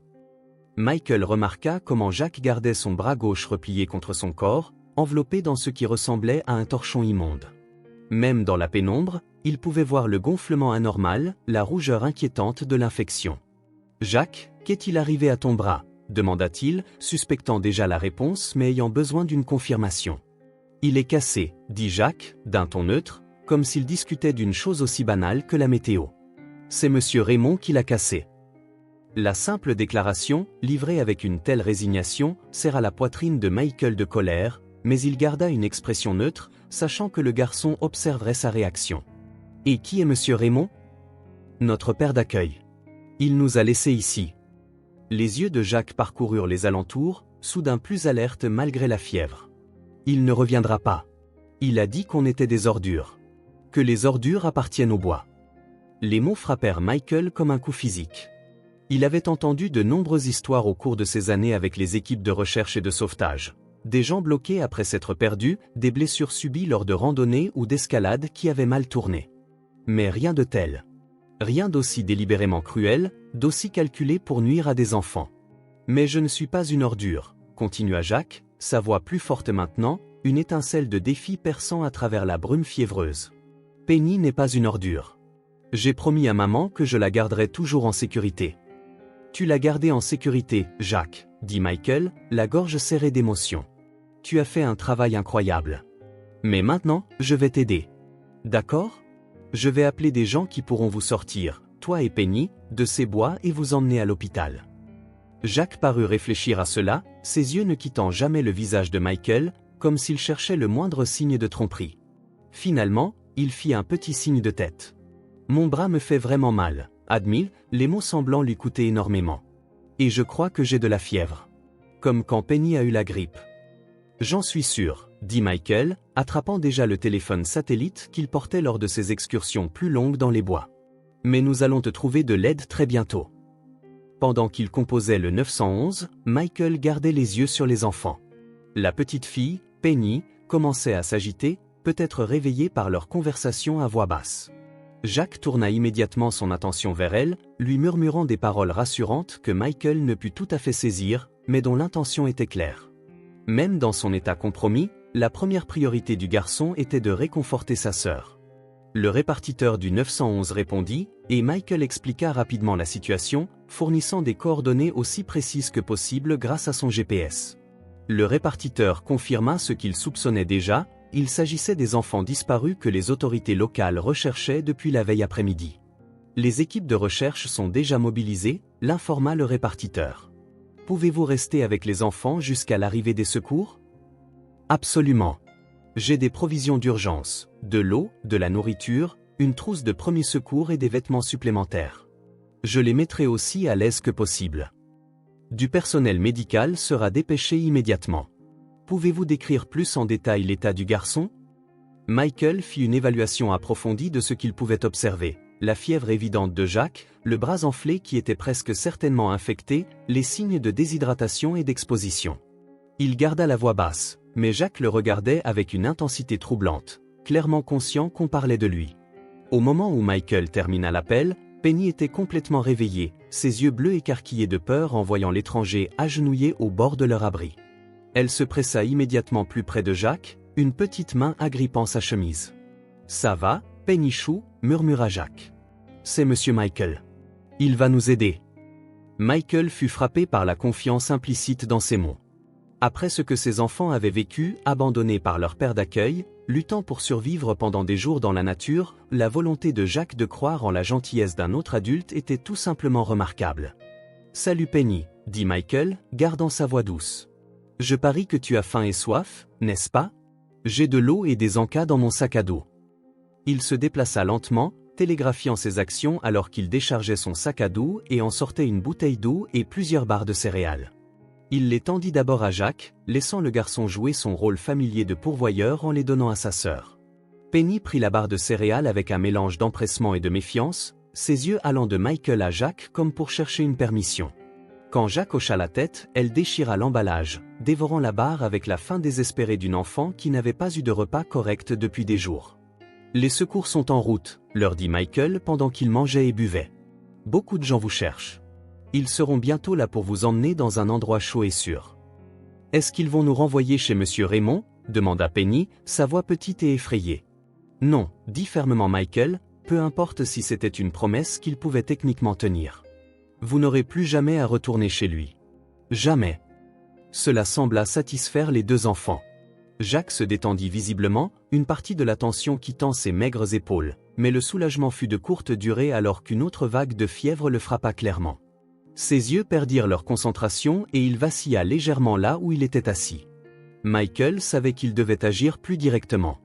L'état du garçon se détériorait, et bien que les secours fussent en route, il pourrait ne pas arriver assez vite. L'infection dans le bras cassé nécessitait une attention immédiate. « Jacques, dit-il en se rapprochant, j'aimerais regarder ton bras, si ça te va. J'ai une trousse de premier secours et j'ai eu une formation. Je pourrais peut-être le soulager un peu jusqu'à ce que les médecins arrivent. » Jacques hésita, puis fit un petit signe de tête. « D'accord. » Se déplaçant avec précaution, Michael déroula doucement le torchon immonde autour de l'avant-bras de Jacques. Ce qu'il découvrit en dessous l'obligea à faire de gros efforts pour garder une expression neutre. Le bras était grossièrement enflé, la peau chaude et tendue par l'infection. Il y avait une déformation évidente là où les os avaient été cassés puis laissés à guérir incorrectement. « Tu portes cette blessure depuis un moment, » dit Michael, gardant une voix conversationnelle tout en fouillant dans sa trousse de premier secours à la recherche de lingettes alcoolisées et de gaz propre. « 3 jours avant qu'on vienne dans les bois, » confirma Jacques. « Monsieur Raymond m'a donné un coup de pied quand j'ai essayé de l'empêcher de faire du mal à leur chien. » D'accord. Le ton neutre avec lequel une déclaration aussi horrible était livrée serra la poitrine de Michael de colère, mais il se concentra sur la tâche à accomplir, nettoyant doucement autour du pire de l'infection, évitant toute pression directe sur les os manifestement cassés. « Ça va piquer » prévint-il avant d'appliquer l'antiseptique sur la zone. Jacques tressaillit mais ne fit aucun bruit, la mâchoire serrée contre la douleur. Michael enveloppa lâchement le bras dans de la gaze propre, créant une écharpe de fortune avec un bandana pour soulager un peu la pression. « Ça devrait aller un peu mieux, » dit-il quand il eut terminé. « Le plus important maintenant, c'est de t'emmener à l'hôpital où ils pourront te donner des médicaments pour l'infection et réparer ton bras correctement. » Jacques toucha le bandage propre avec des doigts prudents. « Ça fait moins mal. »« Merci. »« De rien. » Michael tourna son attention vers Penny, lui jetant un coup d'œil doux. Elle ne présentait aucune blessure évidente au-delà d'égratignures mineures, mais elle était clairement épuisée et quelque peu déshydratée. « Et toi, Penny, tu es blessée quelque part ?» Elle secoua la tête, puis leva la paume pour montrer une petite coupure. « Juste ici. Je suis tombé hier. »« Puis-je » demanda Michael, et quand elle hocha la tête, il nettoya et banda doucement la petite plaie. « Voilà, comme neuf. » Les préoccupations médicales immédiates étant traitées du mieux qu'il pouvait sur le terrain, Michael s'attela à rendre les enfants plus confortables. Il sortit des couvertures thermiques d'urgence de son sac, en enveloppant une autour de chaque enfant. D'un petit sac de rangement, il sortit un ensemble de chauffe-mains, les activant d'une pression et les glissant dans les couvertures. « Celles-ci vous aideront à vous réchauffer, » expliqua-t-il. « C'est comme des petits radiateurs. » Les yeux de Penny s'écarquillèrent alors que le sachet commençait à chauffer dans ses mains. « C'est magique. » Un peu, convint Michael avec un sourire. Des produits chimiques spéciaux qui produisent de la chaleur quand ils se mélangent. En attendant les secours, Michael occupa les enfants, leur posant des questions sur leurs aliments et couleurs préférées, racontant des histoires soigneusement édulcorées sur les animaux qu'il avait rencontrés dans les bois. Il évitait délibérément de poser plus de questions sur leur situation. Cela serait pour les professionnels. Son travail maintenant était simplement de les garder calmes et stables jusqu'à l'arrivée des secours. L'état de Jacques continuait d'être préoccupant. Malgré le bandage propre et la chaleur de la couverture thermique, sa fièvre semblait s'aggraver. Il répondait aux questions directes, mais ses réponses devenaient de plus en plus décousues, et 2 fois Michael dut le soutenir quand il commença à pencher d'un côté. Penny le remarqua. Son petit visage se plissa d'inquiétude. « Jack est vraiment malade », murmura-t-elle à Michael, comme si elle partageait un secret. « Il m'a porté hier quand je ne pouvais plus marcher, même si son bras lui faisait mal. » La simple déclaration brossa un tableau vivant pour Michael. Ce petit garçon blessé trouvant d'une manière ou d'une autre la force de porter sa sœur sur des kilomètres de terrain difficile, tout en souffrant d'un bras cassé et d'une infection en développement. Le courage qu'il avait fallu était presque inconcevable. « Ton frère est très courageux », lui dit Michael. « Et toi aussi. » L'aube se levait maintenant, une lumière pâle filtrant à travers les branches de pin. Avec elle vint le son lointain mais indubitable d'un hélicoptère. Michael sortit immédiatement un drapeau d'urgence orange vif de son sac et se leva. « Je vais aller un peu plus loin dans cette clairière », dit-il aux enfants, pointant un espace ouvert à environ 50 mètres. « Je dois signaler à l'hélicoptère pour qu'il puisse nous trouver. Je reviens tout de suite, promis. » Jack fit un faible signe de tête et Penny parut anxieuse mais ne protesta pas. Michael se précipita vers la clairière, déroulant le drapeau orange et l'agitant en large mouvement au-dessus de sa tête. L'hélicoptère apparut quelques instants plus tard, tournant une fois avant de planer directement au-dessus. Un membre d'équipage se pencha, repérant Michael et faisant un signe du pouce pour indiquer qu'ils avaient été vus. L'hélicoptère ne pouvait pas atterrir dans la forêt dense, mais il tournoya au-dessus, marquant clairement leur position pour les équipes au sol qui devaient être en route. Michael retourna auprès des enfants, trouvant Penny pressée étroitement contre le flanc de Jack, les mains couvrant ses oreilles contre le bruit des rotors. « C'est notre hélicoptère de sauvetage », expliqua Michael en s'agenouillant à nouveau à côté d'eux. « Ils indiquent aux gens au sol exactement où nous sommes. L'équipe de secours sera là très bientôt. » Comme sur un signal, des cris se firent entendre au loin, des voix s'interpellant alors que l'équipe de recherche progressait le long de la rivière vers leur position. Michael répondit par un « bonjour » sonore, les guidant. En quelques minutes, les premiers sauveteurs firent irruption à travers les arbres, 2 ambulanciers et un policier d'État, tous portant les gilets orange distinctifs de l'équipe de recherche et de sauvetage. Ils se dirigèrent rapidement vers les enfants, les ambulanciers commençant immédiatement à évaluer l'état de Jack tandis que l'officier s'entretenait discrètement avec Michael. Diane Mercer a avoué hier après-midi, expliqua l'officier à voix basse. Elle a dit que son mari avait emmené les enfants pour un voyage spécial et était revenu sans eux, prétendant les avoir laissés à une famille qui les trouverait dans les bois. Elle avait trop peur de lui pour appeler immédiatement. Mais quand il est parti avec leurs économies, elle nous a finalement contactés. « Quel genre de monstre abandonne des enfants dans la nature ?» demanda Michael, la colère qu'il avait réprimée se manifestant enfin. « Le genre que nous allons attraper », l'assura l'officier d'un ton sombre. Un avis de recherche a été lancé pour Raymond Mercer dans 3 États. Il n'ira pas loin. Leur conversation fut interrompue par l'activité des ambulanciers. L'un parlait d'urgence dans une radio, demandant une évacuation immédiate pour le garçon. Sepsis suspecté suite à une fracture ouverte non traitée. Température 40,1 degrés Celsius. Tachycardie. Nécessite un transport immédiat vers l'hôpital de Burlington. Les événements commencèrent à s'accélérer. D'autres secouristes arrivèrent, y compris 2 techniciens médicaux d'urgence spécialisés en milieu sauvage avec une civière conçue pour les évacuations en terrain difficile. Jack fut soigneusement transféré dessus, les ambulanciers lui posant une perfusion pour commencer à administrer des liquides et des antibiotiques. Pendant tout ce temps, Penny refusa de quitter le côté de son frère, devenant de plus en plus angoissée lorsqu'un des techniciens essaya de l'emmener pour un examen séparé. « Non, je dois rester avec Jack. Il a besoin de moi !» cria-t-elle, les larmes coulant sur son visage. Jack, malgré son état semi-conscient, sembla sentir sa détresse. Sa main droite bougeait nerveusement sur la civière, cherchant. « Penny » appela-t-il, sa voix faible mais urgente. Michael intervint, s'agenouillant à côté de la civière. « Jack, ils doivent t'emmener à l'hôpital tout de suite. Penny sera juste derrière toi, je te le promets. Mais tu dois y aller en premier parce que ton bras a besoin de médicaments spéciaux. » Les yeux fiévreux de Jack trouvèrent ceux de Michael. « Tu resteras avec elle jusqu'à ce qu'elle vienne aussi à l'hôpital ? » « Je le ferai, » promit Michael sans hésitation. « Je ne la quitterai pas d'une semelle jusqu'à ce qu'elle soit de nouveau avec toi. » Cela sembla satisfaire Jack, bien qu'il ne soit pas clair s'il comprenait vraiment dans son état fiévreux. Les techniciens saisirent l'occasion pour commencer à se déplacer, manœuvrant soigneusement la civière à travers les arbres vers une clairière assez grande pour que l'hélicoptère puisse descendre un panier de sauvetage. Michael souleva Penny dans ses bras, sentant son petit corps trembler alors qu'elle regardait son frère être emporté. « Ils vont le soigner », l'assura-t-il. « Et nous suivrons dès que le médecin t'aura examiné aussi, d'accord ?» Penny hocha la tête contre son épaule, ses bras serrés autour de son cou. « Promis ?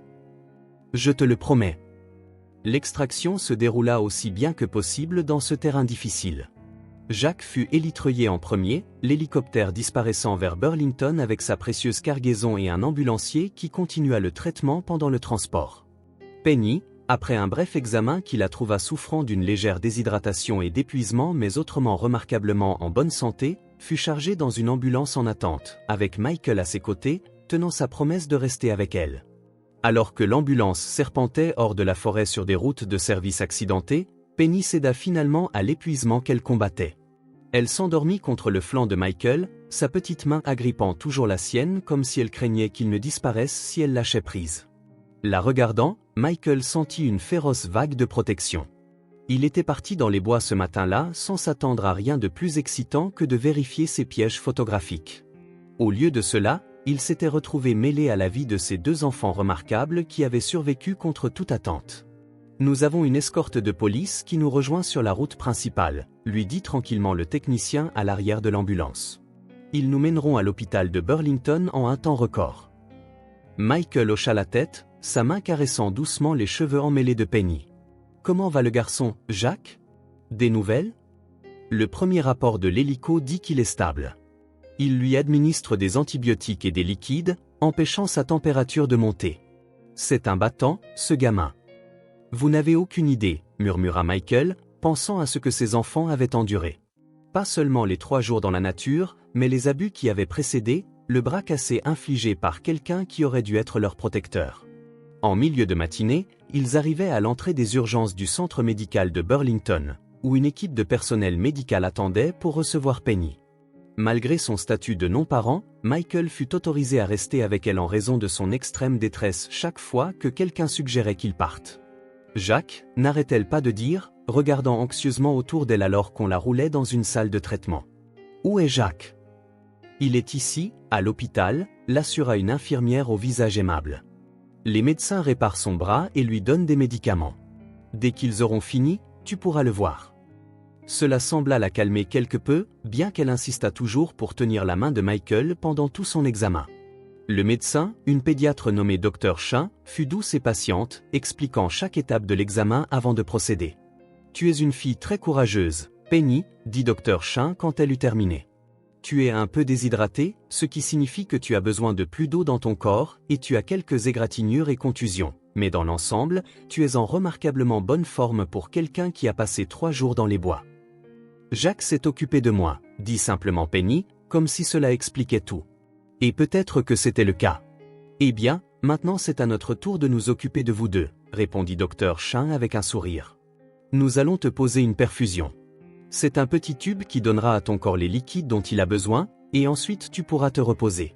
Quand tu te réveilleras, peut-être que tu pourras voir ton frère. » La mention de voir Jack suffit à obtenir la coopération de Penny pour la pose de la perfusion et les autres interventions médicales mineures requises.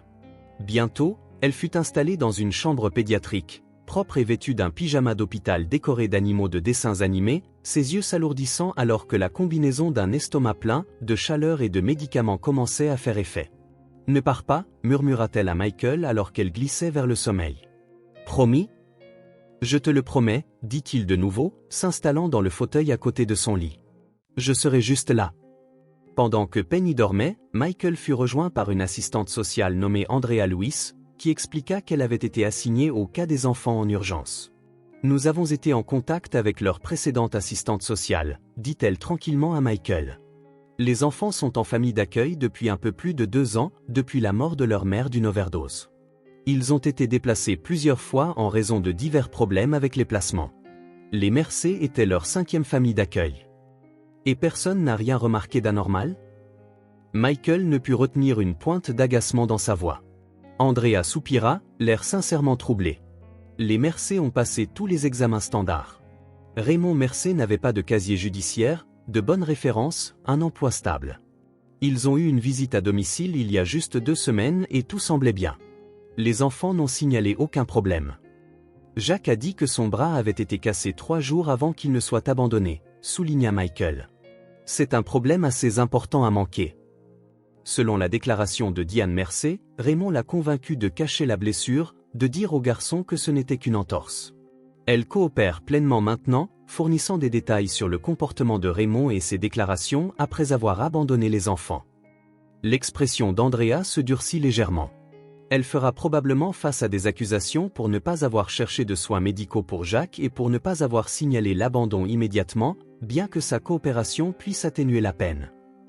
Et Raymond ? Toujours en fuite, mais ce n'est qu'une question de temps. Sa photo et sa description ont été distribuées aux forces de l'ordre dans tout le Nord-Est. Il a utilisé une carte de crédit à Albany hier, donc nous savons qu'il se dirige vers le sud. Leur conversation fut interrompue par un médecin entrant dans la pièce, sa blouse l'identifiant comme membre de l'équipe chirurgicale. Il jeta un coup d'œil à Penny endormie avant de s'adresser à eux à voix basse. « Je suis le docteur Patel, l'un des chirurgiens orthopédistes qui ont opéré Jack Harrington. Je crois comprendre que vous êtes le chasseur qui les a trouvés ?» Ceci était adressé à Michael, qui hocha la tête. « Je voulais vous tenir au courant, puisque vous êtes resté avec la petite fille. Jack est sorti de chirurgie. Nous avons dû réduire les os cassés, eu une fracture du radius et du cubitus, et nettoyer une infection importante. Il reçoit des antibiotiques à haute dose et restera en unité de soins intensifs pédiatriques pendant au moins 24 à 48 heures pour surveillance. »« Mais il ira bien ?» demanda Michael, exprimant la question qui importait le plus. L'expression du docteur Patel était prudemment optimiste. « Sauf complications, oui. Il est jeune, ce qui joue en sa faveur. L'infection était sévère, mais nous l'avons attrapée avant qu'elle ne progresse vers un sepsis systémique. Il aura besoin de plusieurs semaines dans un plâtre, peut-être un peu de kinésithérapie ensuite, mais nous nous attendons à un rétablissement complet. » Le soulagement que Michael ressentit fut profond, comme si un poids lui avait été retiré de la poitrine. Penny pourra-t-elle le voir quand elle se réveillera ? Elle a été incroyablement inquiète. De brèves visites devraient être possibles une fois qu'il sera complètement réveillé, convainc le docteur Patel. Je vais en prendre note dans son dossier. Cela pourrait en fait aider à son rétablissement de voir que sa sœur est saine et sauve. Après le départ du médecin, Michael se sentit réticent à partir. Même si Penny dormait paisiblement et continuerait probablement à le faire pendant plusieurs heures, quelque chose chez ses enfants l'avait touché, avait éveillé un instinct protecteur qu'ils ne se connaissaient pas. « Vous avez fait plus que votre devoir », lui dit Andrea, semblant sentir ses pensées. La plupart des gens auraient appelé à l'aide et seraient partis une fois les professionnels arrivés. Au lieu de cela, vous êtes resté avec eux, leur avez apporté réconfort et stabilité pendant une période traumatisante. Michael haussa les épaules, mal à l'aise face aux éloges. N'importe qui aurait fait la même chose. Non, dit fermement Andrea. Pas n'importe qui. Croyez-moi, je travaille dans le social depuis 15 ans. Ce que vous avez fait compte. Avant que Michael ne puisse répondre, un léger coup à la porte annonça l'arrivée d'un détective de police qui se présenta comme étant le détective Wilson.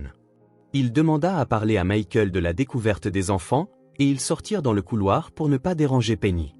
Michael fournit un compte-rendu détaillé de la façon dont il avait découvert Jacques et Penny, y compris les déclarations du garçon concernant Raymond Mercé lui cassant le bras et les abandonnant dans les bois. Le détective prit des notes soigneuses, demandant parfois des éclaircissements sur des points spécifiques. « Cela sera extrêmement utile pour monter le dossier contre Mercé, » dit le détective Wilson quand Michael eut terminé. Le témoignage des enfants sera également crucial, mais avoir un témoin adulte de leur état et des déclarations de Jacques immédiatement après leur sauvetage ajoute un poids significatif. « L'avez-vous attrapé ?» demanda Michael. « Pas encore, mais nous sommes proches. Il a de nouveau utilisé une carte de crédit il y a 1 heure dans une station-service juste à l'extérieur de Hartford, Connecticut. La police locale a été alertée et tous les centres de transport sont surveillés. Ce n'est qu'une question de temps. » Comme par hasard, le téléphone du détective vibra. Il vérifia l'écran, un sourire se répandant sur son visage. Et il semble que ce temps soit venu. Mercé vient d'être appréhendé par la police d'État du Connecticut sur L91. Il se dirigeait vers la frontière de New York. La nouvelle aurait dû apporter satisfaction. Mais Michael se surprit à ne penser qu'aux 2 enfants dont la vie avait été à jamais changée par la cruauté de cet homme. « Bien, dit-il simplement. J'espère qu'il en prendra pour très longtemps. » Avec les charges qui pèsent contre lui, mise en danger d'enfants, maltraitance d'enfants, tentative de meurtre, c'est pratiquement certain, l'assura le détective. Quand le détective fut parti, Michael retourna dans la chambre de Penny, reprenant son siège à côté de son lit. Andrea était également partie, promettant de revenir plus tard pour discuter des prochaines étapes concernant la prise en charge des enfants. Pour l'instant, cependant, il n'y avait que Michael et l'enfant endormi, le bip régulier de la pompe à perfusion marquant le passage du temps. Les heures passèrent. Les infirmières allaient et venaient, vérifiant les signes vitaux de Penny, ajustant sa perfusion. Michael somnolait parfois dans le fauteuil inconfortable, mais ne partit jamais, fidèle à sa promesse.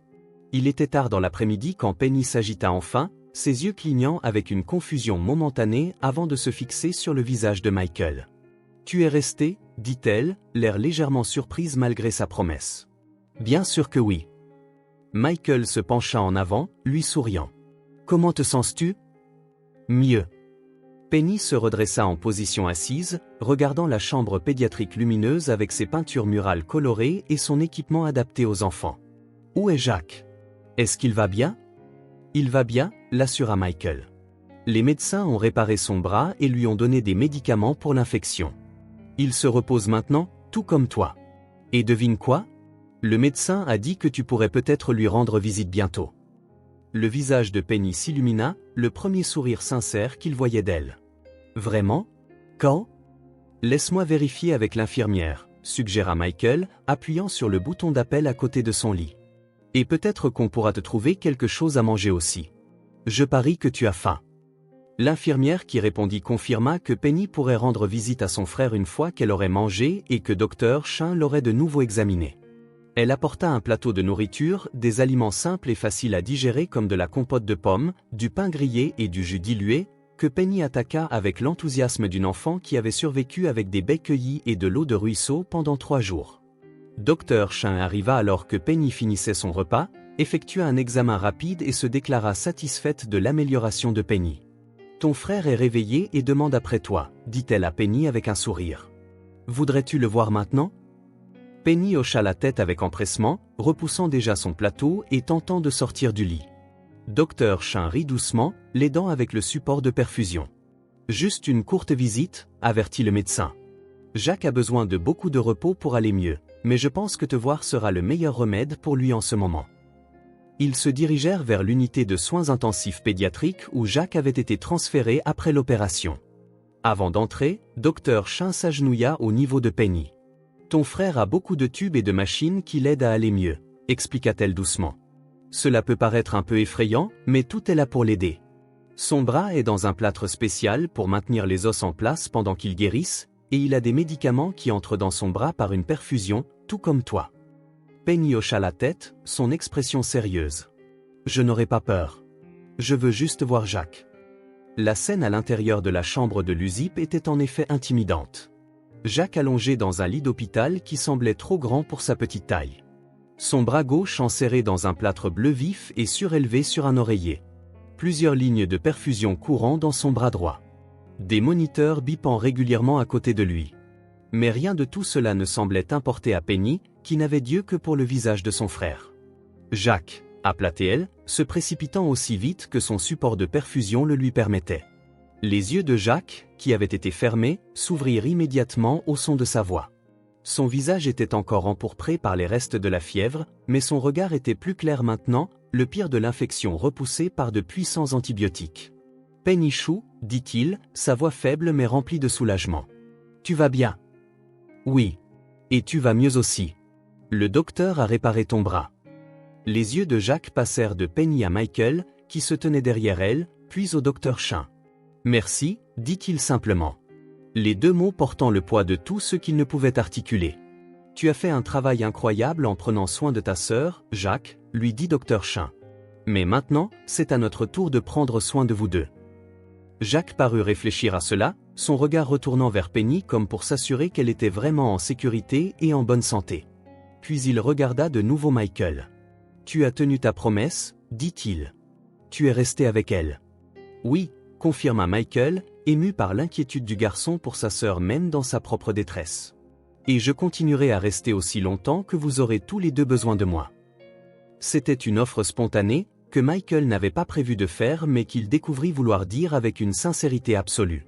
Ses enfants, qui avaient tant survécu avec si peu d'aide, avaient éveillé quelque chose en lui, un désir de protéger, de fournir la stabilité dont ils avaient si désespérément besoin.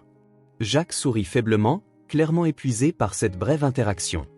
Dr. Chin nota sa fatigue et suggéra doucement que Penny devrait laisser son frère se reposer. « Tu pourras lui rendre visite à nouveau demain », promit elle. « Jacques a besoin de dormir maintenant pour que les médicaments puissent l'aider à aller mieux plus vite. » Penny était réticente à partir, mais finit par accepter quand Jacques lui-même lui dit de s'en aller. « Je te verrai demain, Penny Chou », l'assura-t-il. « Je ne vais nulle part. » Alors qu'il se tournait pour partir, Jacques appela une fois de plus. « Monsieur Michael ?» Michael s'arrêta, se retournant. « Oui, Jacques. »« Est-ce qu'ils l'ont attrapé ? Monsieur Raymond ?» La question flotta dans l'air, chargée de toute la peur et l'incertitude avec lesquelles les enfants avaient vécu. Michael échangea un regard avec Dr. Chin, qui fit un petit signe de tête. « Oui », dit fermement Michael. « Ils l'ont attrapé. Il est en prison, et il va y rester très longtemps. Il ne pourra plus jamais te faire de mal, ni à Penny. » Jacques digéra cette information, son expression illisible. Puis il fit un unique signe de tête décisif, comme s'il fermait un chapitre. « Bien, » dit-il, et ferma les yeux, s'abandonnant au sommeil réparateur dont son corps avait si désespérément besoin.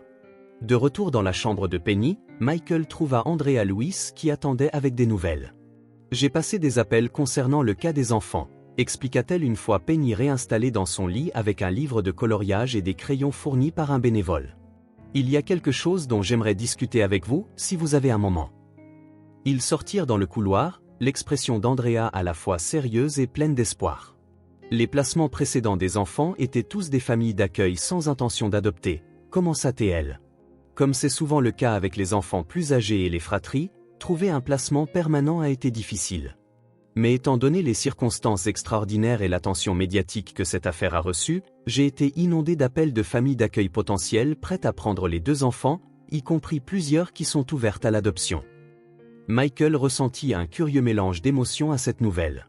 Soulagement que les enfants aient des options, mais aussi un pincement inattendu à l'idée qu'ils s'éloignent de lui. « C'est bien », dit-il, essayant de se concentrer sur ce qui était le mieux pour Jacques et Penny plutôt que sur sa propre étrange réticence à les laisser partir.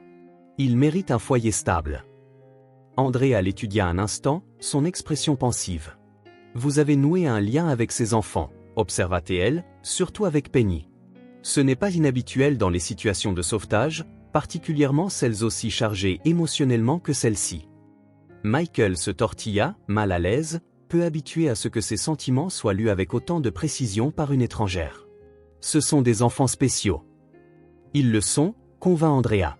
C'est pourquoi je veux suggérer quelque chose qui pourrait sembler peu orthodoxe. Envisageriez-vous de devenir un placement d'accueil temporaire pour eux une fois qu'ils seront sortis de l'hôpital ? La question prit Michael complètement au dépourvu. Moi ? Mais je ne suis pas. Vous n'êtes pas un parent d'accueil certifié, non, reconnut Andrea. Mais il existe des dispositions pour les placements d'urgence apparentés dans des circonstances extraordinaires, ce qui est certainement le cas ici. Nous pourrions accélérer le processus, mener l'étude de milieu familial nécessaire et les vérifications d'antécédents selon un calendrier accéléré. Mais je ne suis pas de la famille, souligna Michael, luttant toujours pour digérer la suggestion. Vous êtes la chose la plus proche d'une figure adulte de confiance que ces enfants aient en ce moment, rétorqua Andrea. Vous les avez trouvés. Vous êtes resté avec eux pendant le sauvetage et l'admission à l'hôpital. Vous avez tenu vos promesses envers eux. Cela compte, surtout pour des enfants qui ont connu le genre de trahison qu'ils ont vécu. L'esprit de Michael s'emballa, considérant les implications. Il vivait seul dans une modeste maison de 3 chambres au bord de la ville, héritée de ses parents. Il avait été célibataire toute sa vie, son travail de consultant en faune sauvage pour l'État lui permettant un emploi du temps flexible mais un revenu modeste. Il n'avait aucune expérience avec les enfants au-delà de passer occasionnellement du temps avec ses nièces et neveux. Et pourtant, l'image de Jacques et Penny blottie sous ce pain, ayant survécu contre toute attente grâce à la seule détermination et au courage de Jacques, s'était gravée dans le cœur de Michael. La façon dont la petite main de Penny avait cherché la sienne pour du réconfort. La façon dont Jacques s'était battu pour rester conscient jusqu'à ce qu'il sache sa sœur en sécurité. Ces choses avaient changé quelque chose de fondamental en lui. Je devrais y réfléchir, dit-il finalement. Ce n'est pas une décision à prendre à la légère. Andrea hocha la tête, semblant plus satisfaite que déçue par sa prudence. Bien sûr, prenez le temps qu'il vous faut. Les enfants seront à l'hôpital pendant au moins quelques jours de plus, Jacques plus longtemps que Penny, très probablement. Mais je voulais vous présenter l'option maintenant, afin que nous puissions commencer le processus si vous décidez que c'est quelque chose que vous êtes prêt à envisager. Avant que Michael ne puisse répondre davantage, une infirmière s'approcha avec une mise à jour sur l'état de Jacques. Sa fièvre est tombée, rapporta-t-elle avec un sourire. Les antibiotiques fonctionnent. Le docteur Patel dit qu'il est prudemment optimiste quant à un rétablissement complet, bien que cela prendra du temps. La nouvelle provoqua une vague de soulagement chez Michael. Il remercia l'infirmière, puis se tourna vers Andrea. « J'aimerais lui rendre visite, si c'est permis. »« Bien sûr. Je resterai avec Penny. » Andrea fit un geste vers la porte de la chambre de la petite fille, où l'on pouvait voir Penny par la fenêtre, toujours concentrée sur son coloriage. Elle semble très à l'aise avec les activités que la spécialiste de la vie infantile a apportées. Michael retourna à l'USIP, où il trouva Jacques réveillé, son teint nettement amélioré par rapport à leur visite précédente. Les yeux du garçon le suivirent immédiatement alors qu'il entrait. « Monsieur Michael, » dit Jacques, un léger sourire soulevant les coins de sa bouche. « Vous êtes revenu. »« Oui, » confirma Michael, se plaçant à côté du lit. « J'entends dire que tu te sens mieux. » Jacques hocha légèrement la tête, attentif à ne pas déranger les divers tubes et fils auxquels il était connecté. « Les médicaments aident. Mon bras ne me fait plus autant mal maintenant. » C'est une bonne nouvelle. Il y eut un moment de silence. Pas inconfortable, mais plein d'émotions inexprimées. Puis Jacques reprit la parole, sa voix plus petite, plus vulnérable qu'auparavant. « Qu'est-ce qui va nous arriver maintenant? À moi et Penny ?» La question frappa Michael avec une force surprenante. Bien sûr, le garçon s'inquiéterait de leur avenir, se demanderait quelle nouvelle incertitude les attendait après l'hôpital. Malgré tout ce qu'ils avaient traversé, Jacques pensait toujours à l'avenir, toujours concentré sur la protection de sa sœur. « Eh bien, » dit Michael, choisissant ses mots avec soin, « il y a beaucoup de gens qui veulent vous aider, toi et Penny. Madame Lewis, l'assistante sociale que tu as rencontrée plus tôt, examine les options pour savoir où vous irez quand vous quitterez l'hôpital. » L'expression de Jacques se crispa légèrement, une ombre de peur traversant son visage. « Est-ce qu'ils nous garderont ensemble? Moi et Penny? » Absolument, l'assura Michael avec une conviction qu'il ressentait jusqu'au plus profond de lui-même. Personne ne va vous séparer. Pas après tout ce que vous avez traversé ensemble. Une partie de la tension quitta le corps de Jacques à cette promesse. Bien, dit-il simplement. Puis, après un moment, j'aime bien Madame Lewis. Elle ne nous parle pas comme si on était des bébés. Elle a l'air d'être une bonne personne. Michael acquiesça. Elle veut vraiment trouver le meilleur endroit pour vous deux. Un autre silence tomba. Celui-ci plus contemplatif. Jacques semblait considérer quelque chose, son jeune visage sérieux au-delà de ses années. « Monsieur Michael, » dit-il finalement. « Puis-je vous demander quelque chose? » Bien sûr, n'importe quoi. Avez-vous des enfants? La question était inattendue, et Michael se surprit à sourire devant sa franchise. « Non, je n'en ai pas. Je ne me suis jamais marié ni eu de famille à moi. » Oh! Jacques absorba cette information, son expression pensive. « Mais vous êtes doué avec les enfants. Vous saviez comment rassurer Penny quand elle avait peur. »« Eh bien, merci, » dit Michael, touché par l'observation. « J'ai des nièces et des neveux, les enfants de ma sœur, avec qui je passe du temps. Et j'ai travaillé avec l'équipe de recherche et de sauvetage pendant de nombreuses années, aidant les gens perdus ou blessés. » Jacques hocha la tête comme si cela avait parfaitement du sens. « Vous seriez un bon père, » déclara-t-il avec la simple certitude d'un enfant. Les mots atterrirent avec un poids inattendu. Avant que Michael ne puisse formuler une réponse, Jacques continua, sa voix prenant une qualité hésitante. « Madame Lewis a dit qu'on pourrait aller dans une nouvelle famille d'accueil quand on quittera l'hôpital.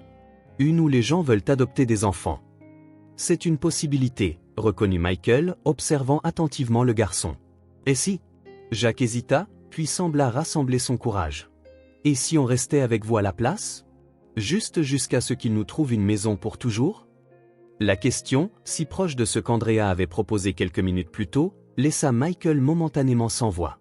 Que cet enfant, qui avait toutes les raisons de se méfier des adultes après ce qu'il avait enduré, demande à rester avec lui était à la fois humiliant et profondément émouvant. « Est-ce quelque chose que tu voudrais ?» demanda Michael quand il retrouva sa voix. « Rester avec moi un moment ?» Jack hocha la tête, ses yeux ne quittant jamais le visage de Michael. « Penny vous aime bien, et vous avez tenu votre promesse de rester avec elle.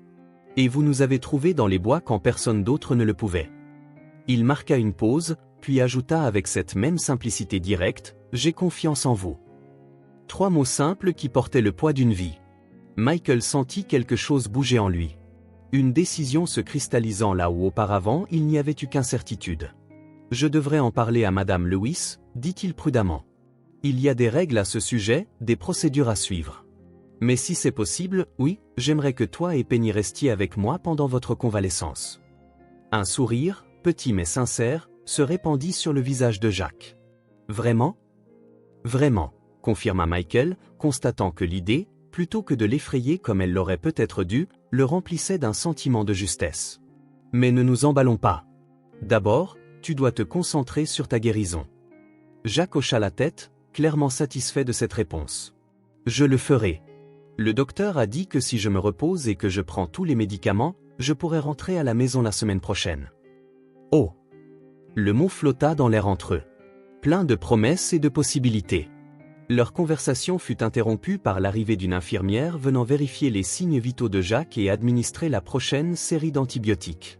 Michael profita de l'occasion pour prendre congé, promettant de revenir plus tard avec Penny pour une autre brève visite si les médecins le permettaient. En retournant vers la chambre de Penny, son esprit s'emballait déjà à travers les considérations pratiques. Les chambres d'amis qui devraient être meublées, les arrangements qu'il devrait prendre avec son travail, les innombrables ajustements qui seraient nécessaires pour accueillir 2 enfants traumatisés dans sa vie, même temporairement. Pourtant, sous-jacent à toutes ces pensées, il y avait un sentiment de certitude qui manquait à sa vie depuis plus longtemps qu'il ne voulait l'admettre.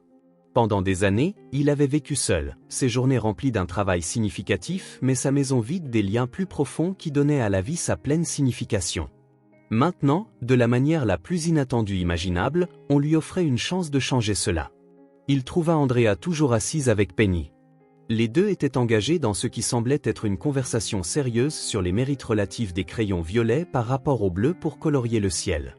L'assistante sociale leva les yeux alors qu'il entrait, une question dans ses yeux. « Pouvons-nous parler ?» demanda Michael tranquillement. « J'ai pris une décision. » Andrea hocha la tête, s'excusant auprès de Penny avec la promesse de poursuivre leur débat artistique plus tard. Dans le couloir, Michael ne perdit pas de temps en préambule. « Je veux le faire, dit-il simplement. Je veux offrir un foyer à Jack et Penny, au moins temporairement. Que devons-nous faire pour que cela se produise ?» Le visage d'Andrea s'illumina d'un sourire sincère. « J'avais le sentiment que vous pourriez dire ça. Jack m'a posé la question juste avant que vous n'arriviez pour emmener Penny le voir. Il me l'a demandé à l'instant, admit Michael. C'est ce qui m'a décidé. Alors, commençons, dit Andrea, son attitude professionnelle revenant, bien que la chaleur restât dans ses yeux. Nous devrons mener une étude de milieu familial accélérée, des vérifications d'antécédents et suivre une formation de certification d'urgence. C'est un processus accéléré, mais toujours approfondi. Alors qu'Andrea décrivait les étapes qui suivraient, Michael ressentit un curieux mélange de nervosité et d'anticipation. Sa vie était sur le point de changer radicalement, d'une manière qu'il ne pouvait pas pleinement anticiper.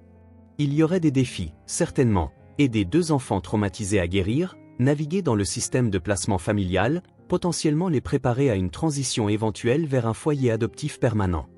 Mais il y aurait aussi des moments de joie, de connexion, du simple réconfort humain qui vient du fait d'être nécessaire et de répondre à ce besoin avec une présence constante. Déjà, il pouvait imaginer des soirées à lire des histoires, des week-ends à explorer les parties plus douces de la forêt qui avaient failli leur coûter la vie, des vacances remplies de nouvelles traditions créées ensemble. Que cet arrangement dure des semaines, des mois ou évolue vers quelque chose de plus permanent, Michael savait avec certitude qu'il faisait le bon choix. Pour Jack et Penny, oui, mais aussi pour lui-même. Plus tard dans la soirée, après avoir rempli les premiers papiers avec Andrea et pris des dispositions pour commencer le processus de certification accéléré le lendemain, Michael retourna dans la chambre de Penny pour la trouver assise dans son lit, engagé dans une conversation sérieuse avec un ours en peluche qu'une des infirmières lui avait apporté. Monsieur Ours dit qu'il a faim, informa-t-elle gravement Michael alors qu'il entrait. Mais l'infirmière a dit que le dîner n'est pas avant 6 heures. Eh bien, c'est un problème, convint Michael, s'installant dans le fauteuil à côté de son lit. Peut-être que Monsieur Ours pourrait avoir un encas pour patienter. Il se trouve que j'ai des crackers dans mon sac à dos. Le visage de Penny s'illumina. Oui, s'il vous plaît. Monsieur Ours aimerait beaucoup ça.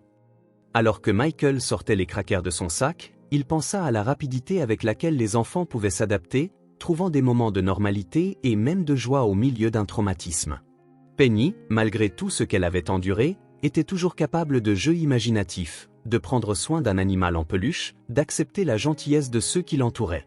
Jacques aussi avait fait preuve d'une résilience remarquable. Sa protection inébranlable de sa sœur, sa détermination à survivre contre toute attente, sa capacité à faire confiance malgré le fait que cette confiance ait été brisée par ceux qui étaient censés prendre soin de lui. C'étaient des enfants pour lesquels il valait la peine de se battre, pour lesquels il valait la peine de réorganiser une vie.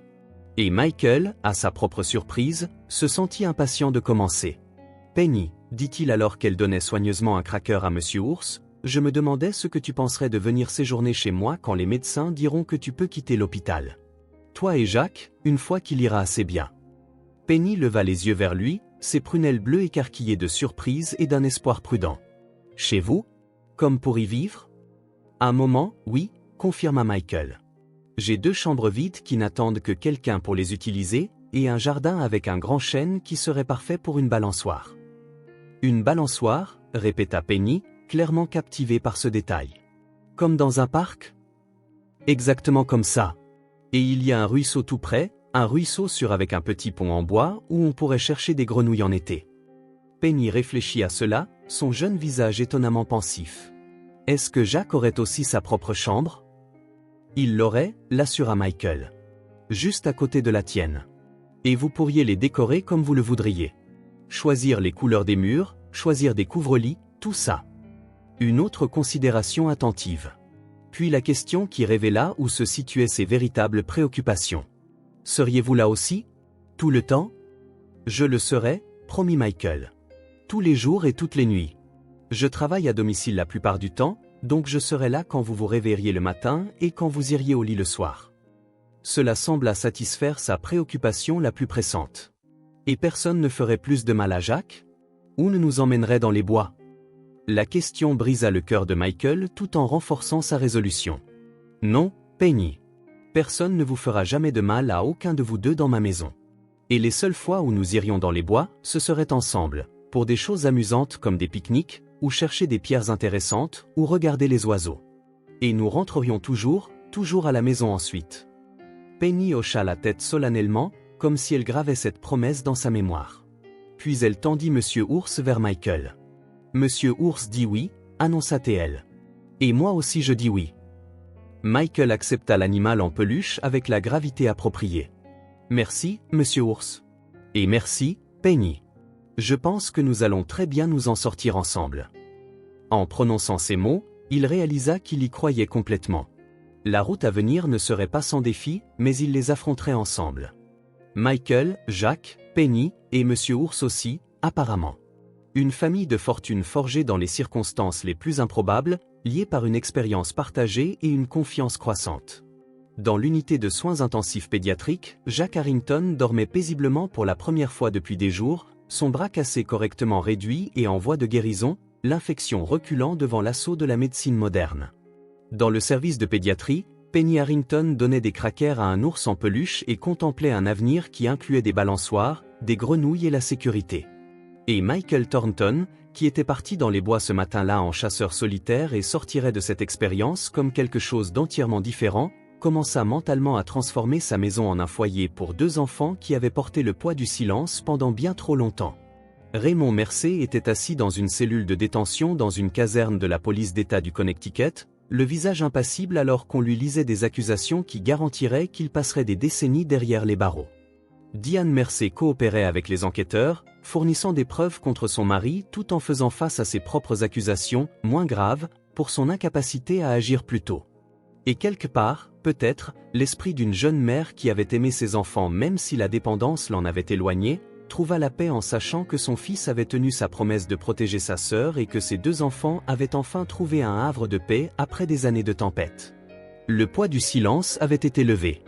À sa place vinrent des mots de guérison, de promesses, de possibilités, et les premières fondations timides de ce qui pourrait, avec le temps, la patience et l'amour, devenir une famille.